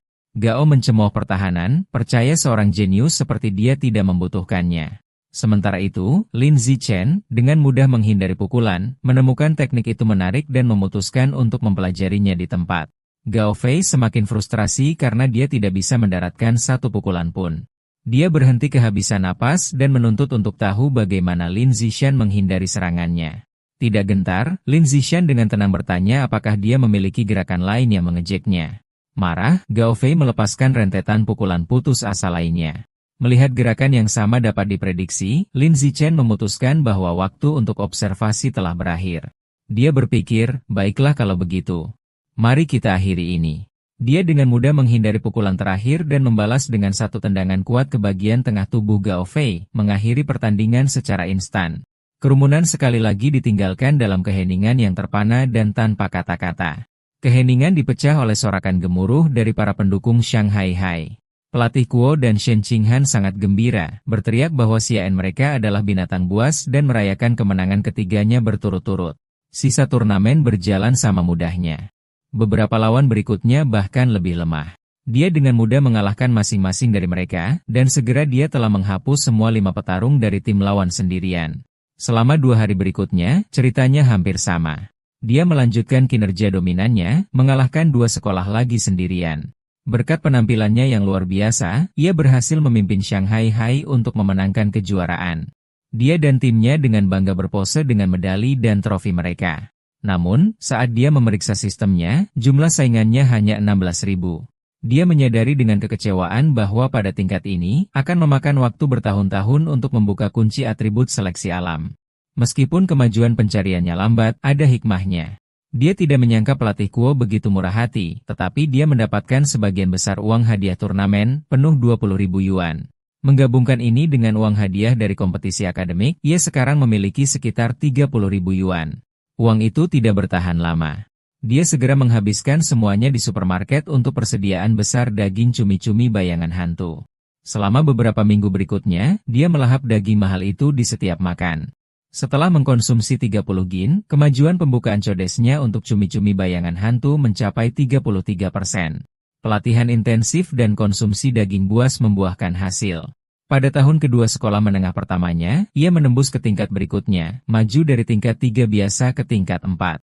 Kemampuan fisiknya mencapai ketinggian baru. Dia sekarang dapat dengan mudah mengangkat 1890 kg dengan satu tangan, melompat 5,65 meter secara vertikal, dan berlari 100 meter hanya dalam 4,49 detik. Waktu berlalu, dan segera, dia dan Shen Qinghan lulus dari divisi sekolah menengah Shanghai. Namun, ketika hasil ujian masuk sekolah menengah atas dirilis, jalan mereka tampaknya ditakdirkan untuk berbeda. Shen Qinghan yang patah hati duduk di kamarnya sambil menangis. Dia bertanya kepada Lin Zichen mengapa. Setelah semua kerja kerasnya, mereka tidak bisa pergi ke sekolah menengah atas yang sama lagi. Dia menjelaskan bahwa meskipun dia peringkat pertama dalam seni liberal dan seni bela diri, dan skor akademiknya sangat baik, skor seni bela dirinya tidak cukup tinggi untuk kelas elit di Shanghai Hai. Saat dia menghibur Shen Qinghan yang menangis, dia bertanya apa yang akan terjadi sekarang. Dia mengatakan kepadanya bahwa kepala sekolah Shanghai Hai akan datang ke rumahnya, kemungkinan untuk merekrutnya, dan bertanya apakah dia akan datang. Merasa putus asa, dia dengan berlinang air mata menjawab bahwa itu tidak ada hubungannya dengan dia karena kepala sekolah jelas hanya datang untuknya. Mengambil tangannya, Lin Zichen menariknya ke atas dan membawanya keluar dari ruangan. Dia mengatakan padanya untuk tidak khawatir. Dia punya rencana. Dia mengungkapkan satu syaratnya untuk tinggal di Shanghai Hai. Shen Qinghan harus menjadi teman sebangkunya. Sesuai janji, kepala sekolah SMA Shanghai mengunjungi rumah Lin Zichen. Dia, ibunya, dan Shen Qinghan membahas masa depannya selama beberapa jam dengan kepala sekolah yang mengungkapkan betapa dia ingin dia tetap di sekolahnya. Saat pertemuan berakhir, kepala sekolah berdiri untuk pergi. Sebagai tawaran terakhir, dia memberitahu Lin Zichen bahwa jika dia setuju untuk tinggal, dia akan mengabulkan permintaan apapun yang dia miliki. Mengambil kesempatan itu, Lin Zichen menyatakan satu syaratnya. Shen Qinghan harus diizinkan untuk melanjutkan di kelas yang sama dengannya.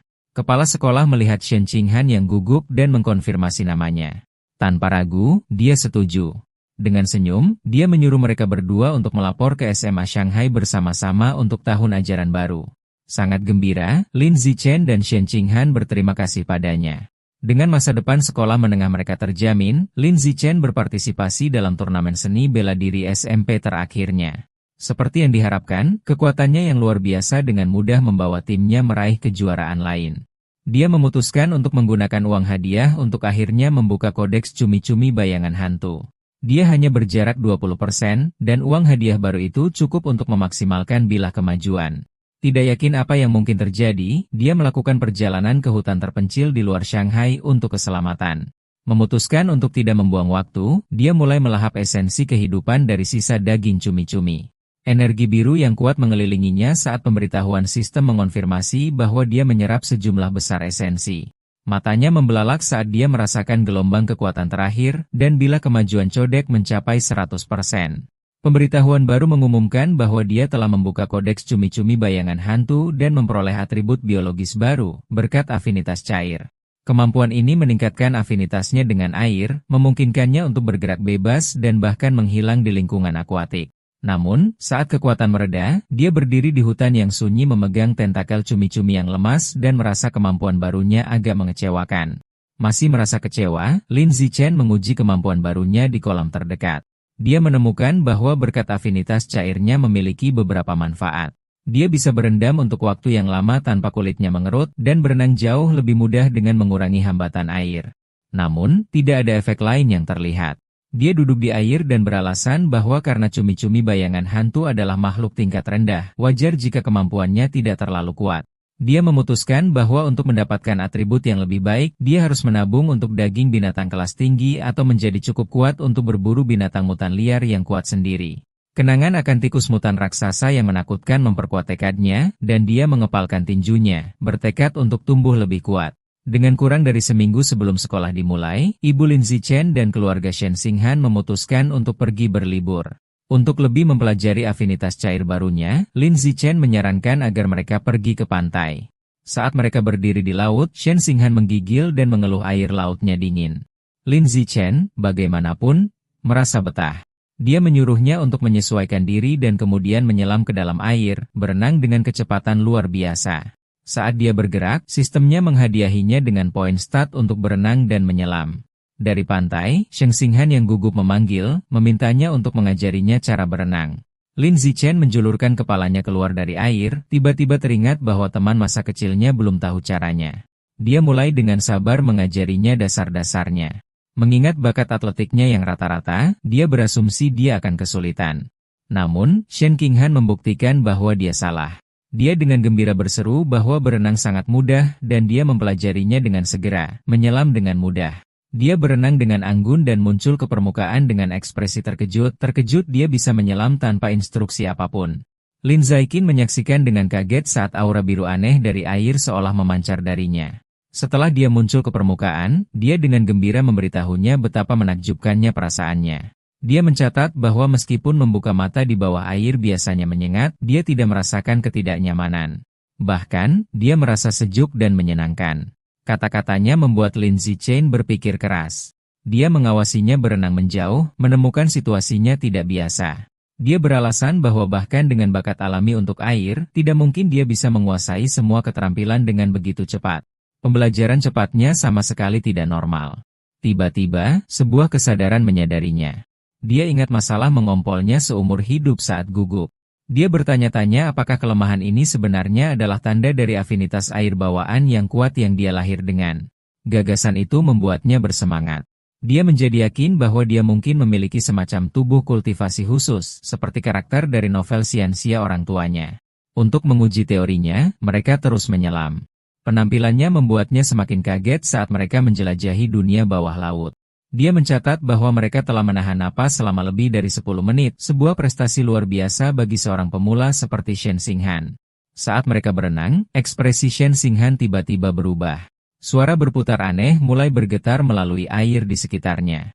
Keduanya mendongak mencoba mencari sumbernya. Mereka muncul ke permukaan dengan tiba-tiba, dan Sheng Xinghan berteriak saat air biru yang bercahaya berputar di sekelilingnya. Malam itu, saat mereka berjalan di sepanjang pantai, Lin Ziqin bertanya apa yang terjadi.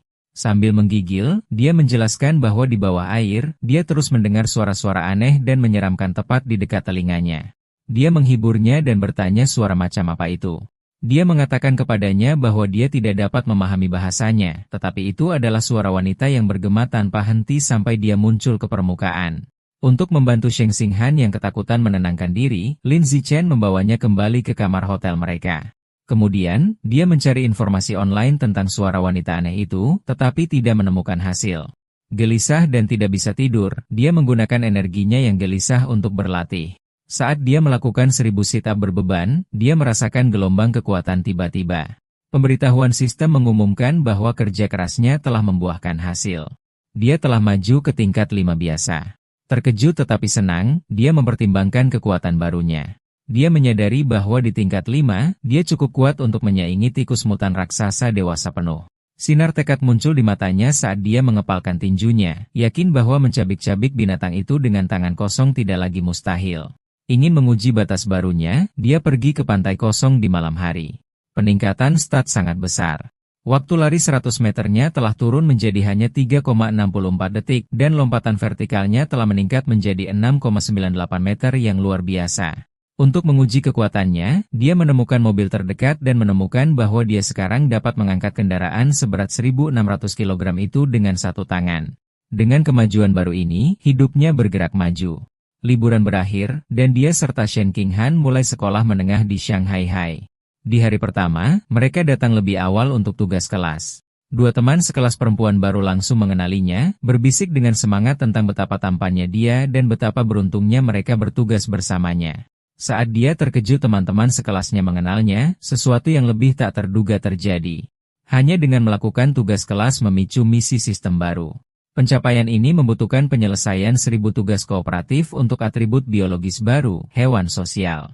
Saat dia membersihkan kelas bersama Sheng Xinghan, dia bertanya-tanya apa yang akan dilakukan atribut baru ini. Karena tahun ajaran baru saja dimulai, dia mengambil kesempatan untuk mengunjungi supermarket raksasa setelah sekolah. Sekarang dia telah membuka Ghost Shadow Squid Codes, dia tahu saatnya memilih target baru untuk kemampuannya. Saat dia melihat-lihat bagian daging buas yang mahal, matanya tertuju pada item baru. Di salah satu lemari es terdapat kepala eagle raksasa biadab yang dikemas dengan harga 19,98 dolar yuan per gin. Seringai bersemangat menyebar di wajahnya saat dia mengambil paket itu, membuat keputusannya. Ini akan menjadi target berikutnya. Elang raksasa biadab adalah makhluk menyimpang tingkat lebih tinggi daripada cumi-cumi bayangan hantu.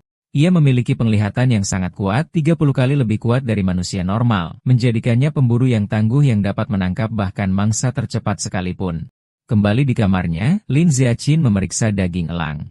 Dia menyimpulkan bahwa membuka buku panduannya adalah tujuan yang berharga karena penglihatan yang ditingkatkan akan memberikan keuntungan tempur yang besar. Dia juga mencatat harganya 1.998 yuan per jin menjadikannya salah satu pilihan yang lebih terjangkau. Dia meletakkan tangannya di atas daging, dan energi biru mengelilinginya saat sistemnya mengonfirmasi bahwa dia telah melahap jejak esensi kehidupan elang raksasa biadab, membuka 1% dari buku panduannya.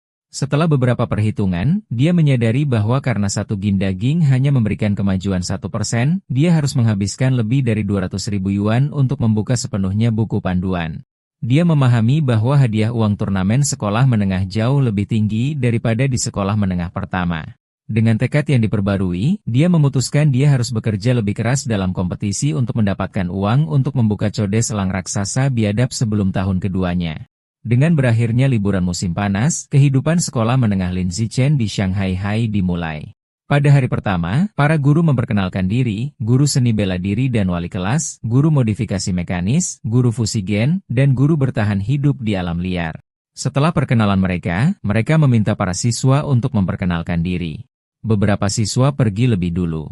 Seorang gadis dengan rambut ungu panjang, Chu Yutong, mengatakan keahliannya adalah di bidang seni. Dia diikuti oleh seorang gadis berambut merah muda yang energik, Zhong Yijia, yang berbagi kecintaannya pada anime, cosplay, dan olahraga.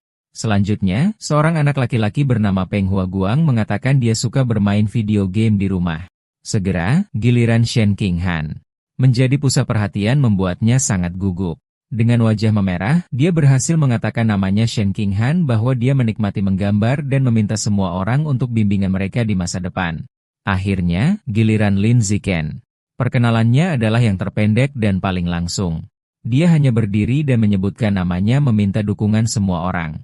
Setelah perkenalan, waktu berlalu dengan cepat. Seorang teman sekelas perempuan baru dengan rambut coklat mendekati Shen Qinghan yang tampak terkejut. Gadis itu bertanya kepada Shen Qinghan untuk skor ujian masuknya. Shen Qinghan dengan gugup menjawab bahwa dia mencetak 709 poin dan kemudian bertanya kepada gadis baru itu, Chu Rui, untuk skornya. Chu Rui terkesan, berseru bahwa skor Shen Qinghan lebih dari 10 poin lebih tinggi dari 698 miliknya sendiri. Chu Rui kemudian bertanya tentang bagian kebugaran fisik, mengakui dia hanya mencetak 95 dari 100. Pertanyaan ini membuat Shen Qinghan sangat tidak nyaman.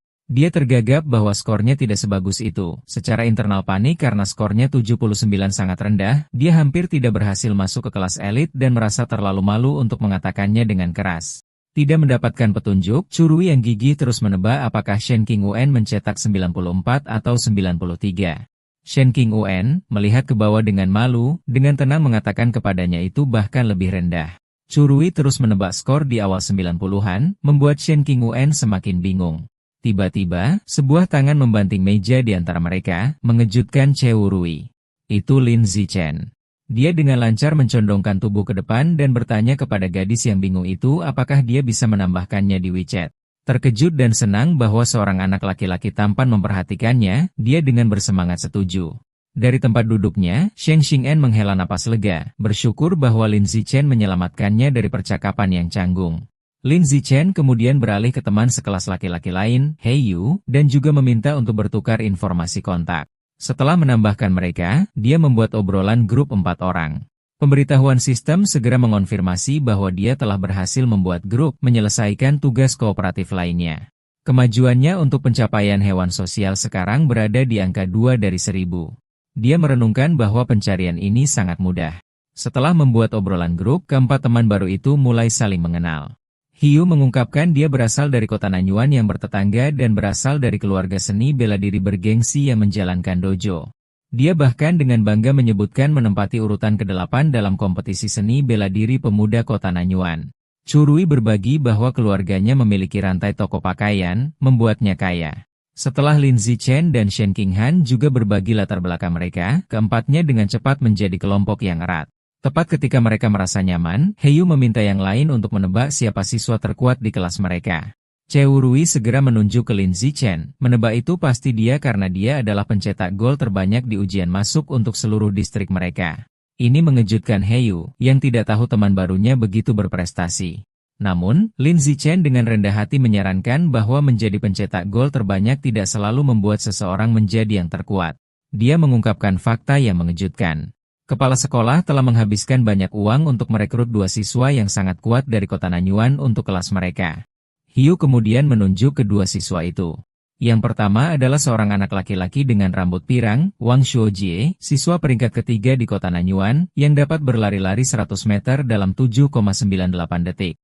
Yang kedua adalah anak laki-laki berotot besar, Lu Gang, yang memiliki kekuatan alami yang besar dan dapat dengan mudah mengangkat barbel seberat 300 kg dengan satu tangan. Sheng Xinghan dan Chu Rui sama-sama tampak terkesan dan terintimidasi. Lin Zichen, di sisi lain, tetap benar-benar tenang. Secara internal, dia mencemooh pencapaian mereka, mengetahui bahwa dia telah melampaui angka-angka itu kembali di sekolah dasar. Segera, bel berdering lagi, dan kelas berikutnya adalah untuk membagikan buku pelajaran. Ada 4 mata pelajaran utama untuk semester ini, seni bela diri, fusigen, modifikasi mekanis, dan kelangsungan hidup di alam liar. Karena Lin Zeshan sudah mempelajari sendiri semua materi, dia memutuskan untuk menggunakan waktu luang untuk menemukan tempat terpencil untuk berlatih. Saat dia berlatih, pikirannya beralih ke ancaman yang lebih besar. Dia ingat kultus Dewa Tikus yang berbahaya masih aktif. Polisi hanya menangkap beberapa bidat tingkat rendah, tetapi Raja Tikus yang kuat, pemimpin mereka, tetap buron. Kenyataan suram ini memicu tekadnya. Dia mengepalkan tinjunya, bertekad meningkatkan kekuatannya secepat mungkin dan mencapai setidaknya tingkat 6, level yang menurutnya cukup kuat untuk menghadapi bahkan Raja Tikus. Kelas praktik pertama adalah bertahan hidup di alam liar. Guru, Si Cheng Bei, mengumpulkan siswa di area berhutan dan bertanya apakah ada yang tahu cara membuat api dengan mengebor kayu. Hiu bergumam, itu keterampilan yang tidak berguna. Yang mengejutkan semua orang, Wang Shoujie dan Lu Gong maju dan berhasil menyalakan api menggunakan metode primitif. Guru terkesan dan bertanya bagaimana mereka belajar. Lu Gong menjelaskan dia belajar di perkemahan musim panas, sementara Wang Shoujie mengatakan dia belajar sendiri dengan menonton video online. Setelah mereka selesai, Lin Zichen dengan mudah mengajarkan teknik yang sama kepada kelompok kecilnya sendiri, dan mereka dengan cepat menguasainya. Kemudian, di kelas seni bela diri, guru, Yao Yuanfeng, mengumumkan dia akan mengajari mereka teknik pernapasan dan kultivasi khusus. Sekali lagi, Wang Shoujie dan Lu Gang dengan keras menyatakan bahwa mereka sudah mempelajarinya, memamerkan diri di depan kelas. Meskipun demonstrasi mereka agak canggung, mereka berhasil. Lin Zichen, yang sudah tahu keterampilan ini, memutuskan untuk tetap rendah hati. Dengan cara ini, lebih dari sebulan berlalu tanpa insiden.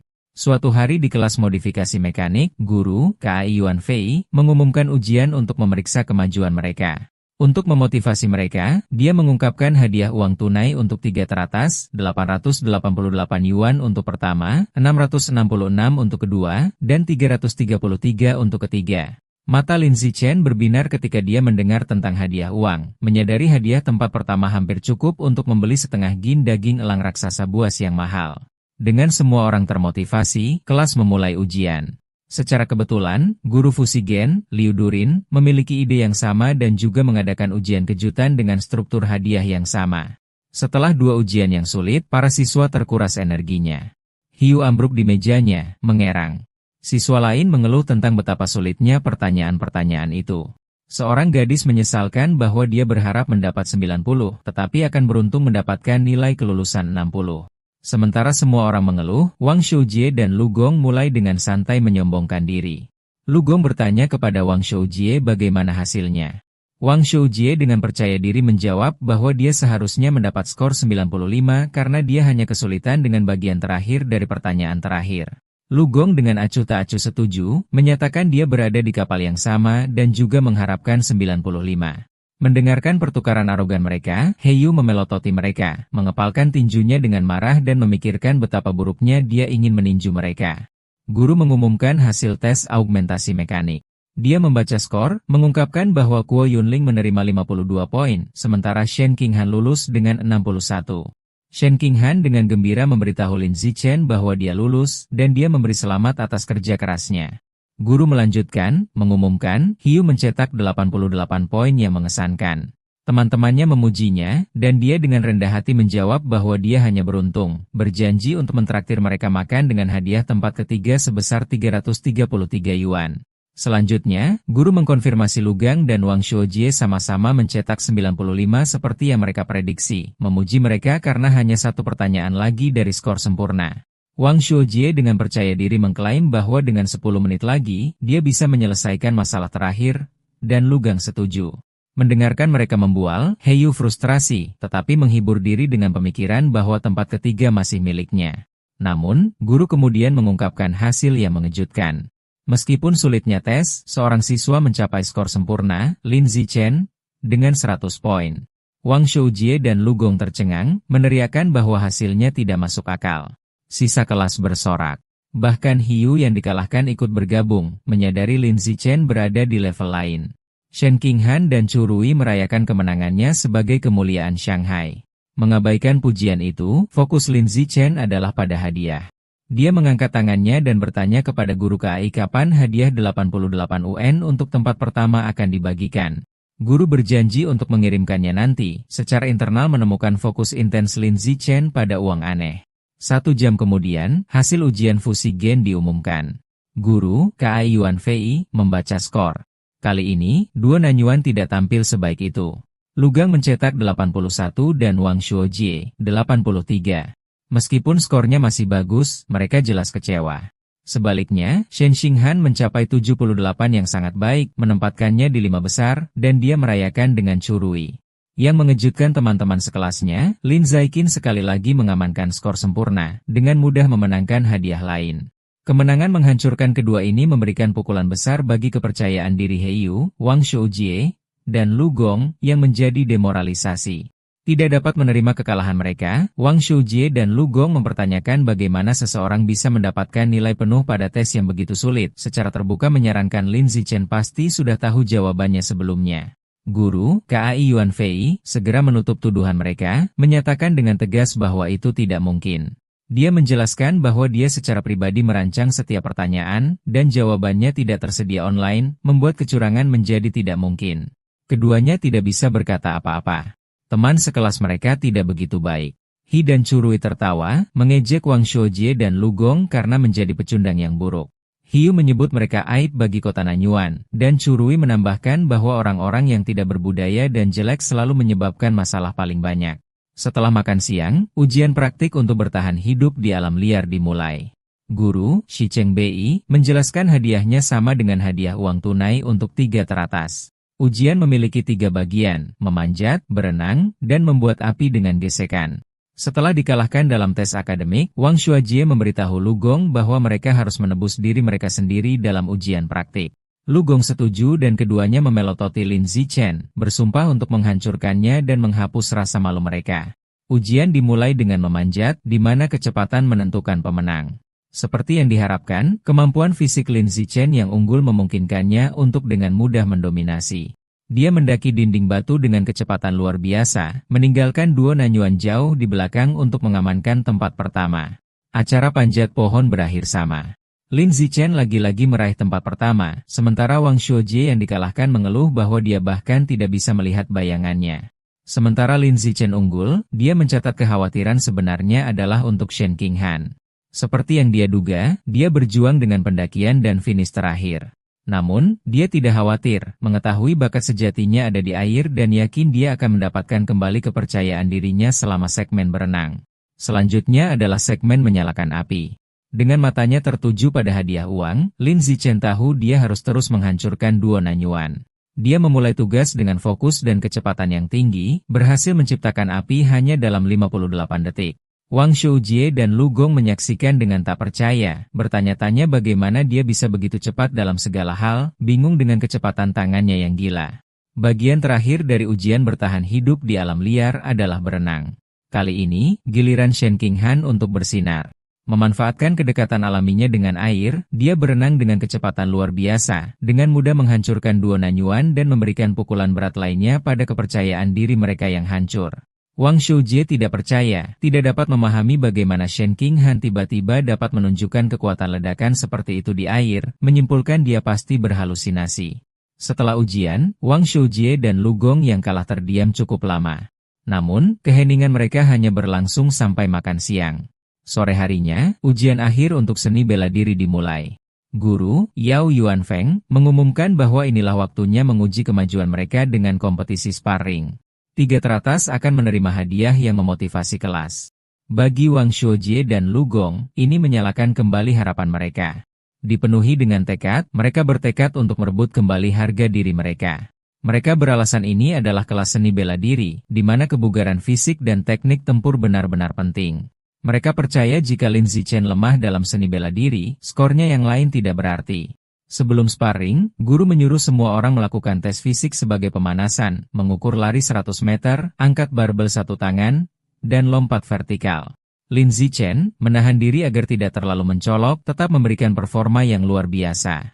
Dia berlari 100 meter dalam 7,78 detik dan mengangkat barbel 330 kg dengan 1 tangan. Lompat vertikalnya 2,18 meter, dan dia dengan mudah meraih tempat pertama di semua 3 acara, memastikan hanya sedikit mengalahkan duo Nanyuan. Mereka sekali lagi terkejut. Wang Shoujie tidak mengerti bagaimana Lin Zichen bisa lebih cepat, sementara Lu Gong bingung bagaimana seseorang yang tidak terlihat berotot bisa begitu kuat. Mencoba untuk menggalang semangat, Wang Shoujie mengingatkan Lu Gong bahwa gagal dalam tes fisik tidak berarti mereka akan kalah dalam sparring karena pertarungan sesungguhnya juga membutuhkan teknik. Mereka meyakinkan diri sendiri bahwa teknik superior mereka memberi mereka kesempatan. Setelah tes, semua orang pindah ke area duel untuk pertandingan sparring. Ingin menyelesaikan pencapaian survival of the fittest-nya, Lin Zichen melangkah ke ring pertama. Namun, setelah penampilannya yang luar biasa, tidak ada yang berani menantangnya. Bahkan Wang Shoujie dan Lu Gong menahan diri untuk mengamati terlebih dahulu. Melihat kebuntuan, guru turun tangan. Dia memanggil seorang siswa bernama Lu Wei dan memerintahkannya untuk sparring dengan Lin Zichen. Keduanya berhadapan, tetapi pertandingan berakhir sebelum dimulai. Untuk menghemat waktu, Lin Zichen mengakhirinya secara instan dengan satu pukulan dahsyat yang membuat Lu Wei terbang. Dia kemudian mempercepat melalui sisa lawannya, mengalahkan setiap siswa di kelas dengan efisiensi brutal yang sama. Menonton ini, Wang Shoujie dan Lu Gang ditinggalkan dalam keputusasaan. Wang Shoujie menyadari dengan ngeri bahwa Lin Zichen jauh lebih kuat dari yang mereka bayangkan dan mungkin tidak sepenuhnya berusaha selama tes fisik. Dia bertanya-tanya bagaimana seseorang bisa bersaing dengan monster seperti itu. Tepat ketika semangat mereka hancur, Hiu tiba-tiba melompat ke ring, meneriakkan nama Liu Gang. Dia menunjuk Liu Gang, menyatakan dia sudah pemanasan dan berada di puncaknya dan menantangnya untuk bertarung. Ingin melampiaskan rasa frustrasinya, Liu Gang segera menerima. Dia beralasan bahwa meskipun dia mungkin tidak percaya diri melawan Lin Zichen, dia pasti bisa mengalahkan Hiu dan bersumpah untuk meratakannya dalam 30 detik. Dengan teriakan pertempuran, Hiu bergegas maju, dan keduanya bentrok dalam pertukaran pukulan yang cepat. Namun, pertarungan ditentukan oleh celah yang jelas dalam kekuatan mereka. Lu Gong dengan mudah menangkap tendangan Hiu, menggunakan kekuatannya yang superior untuk mengayunkannya, dan kemudian melemparkannya keluar dari ring. Hiu jatuh dengan keras, kalah, dan muntah. Berdiri dengan kemenangan, Lu Gong menatap teman sekelasnya yang kalah. Dia menawarkan pujian meremehkan, mengakui teknik fisik Hiu adalah yang terbaik di kelas mereka, tetapi dengan sombong menyimpulkan bahwa dia masih lebih baik. Setelah kemenangannya, Liu Gang berbalik untuk melihat Lin Zichen mendekat. Lin Zichen dengan tenang mengeluarkan tantangan bagi mereka untuk sparring. Secara internal, dia melihat ini sebagai kesempatan sempurna untuk membuat kemajuan dalam pencarian pencapaiannya. Segar dari kemenangannya dan dipenuhi dengan kepercayaan diri, Liu Gang menyeringai dan menerima, menyatakan dia tidak takut. Lu Gang segera melakukan serangan dengan pukulan kuat. Namun, celah dalam kemampuan mereka terlihat jelas. Lin Zichen bergerak dengan kecepatan menyilaukan, dengan mudah menghindari serangan dan meninggalkan after image. Sebelum Lu Gang dapat mendaftarkan apa yang terjadi, Lin Zi bertemu dengan tendangan cepat. Pukulan kuat itu mengenai langsung punggung Lu Gang, dan dia dikirim terbang keluar dari ring, kalah dalam satu pukulan. Dengan kedua anggota duo Nanyuan benar-benar kalah, siswa lain mulai mengejek yang terakhir berdiri. Mereka berteriak pada Wang Shoujie, bertanya apakah dia akan membalas dendam pada saudaranya yang jatuh, dan mengatakan kepadanya bahwa kebanggaan Nanyuan sekarang sepenuhnya berada di pundaknya. Mereka mengejek, menyuruhnya untuk tidak menjadi pengecut.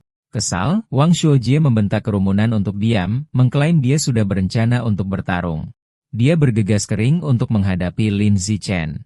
Saat dia berdiri di hadapan lawannya yang sangat kuat, dia mencuri tekadnya, mengatakan pada dirinya sendiri bahwa apa yang dimaksudkan untuk datang akan datang, dan dia harus menemukan cara untuk mengalahkannya.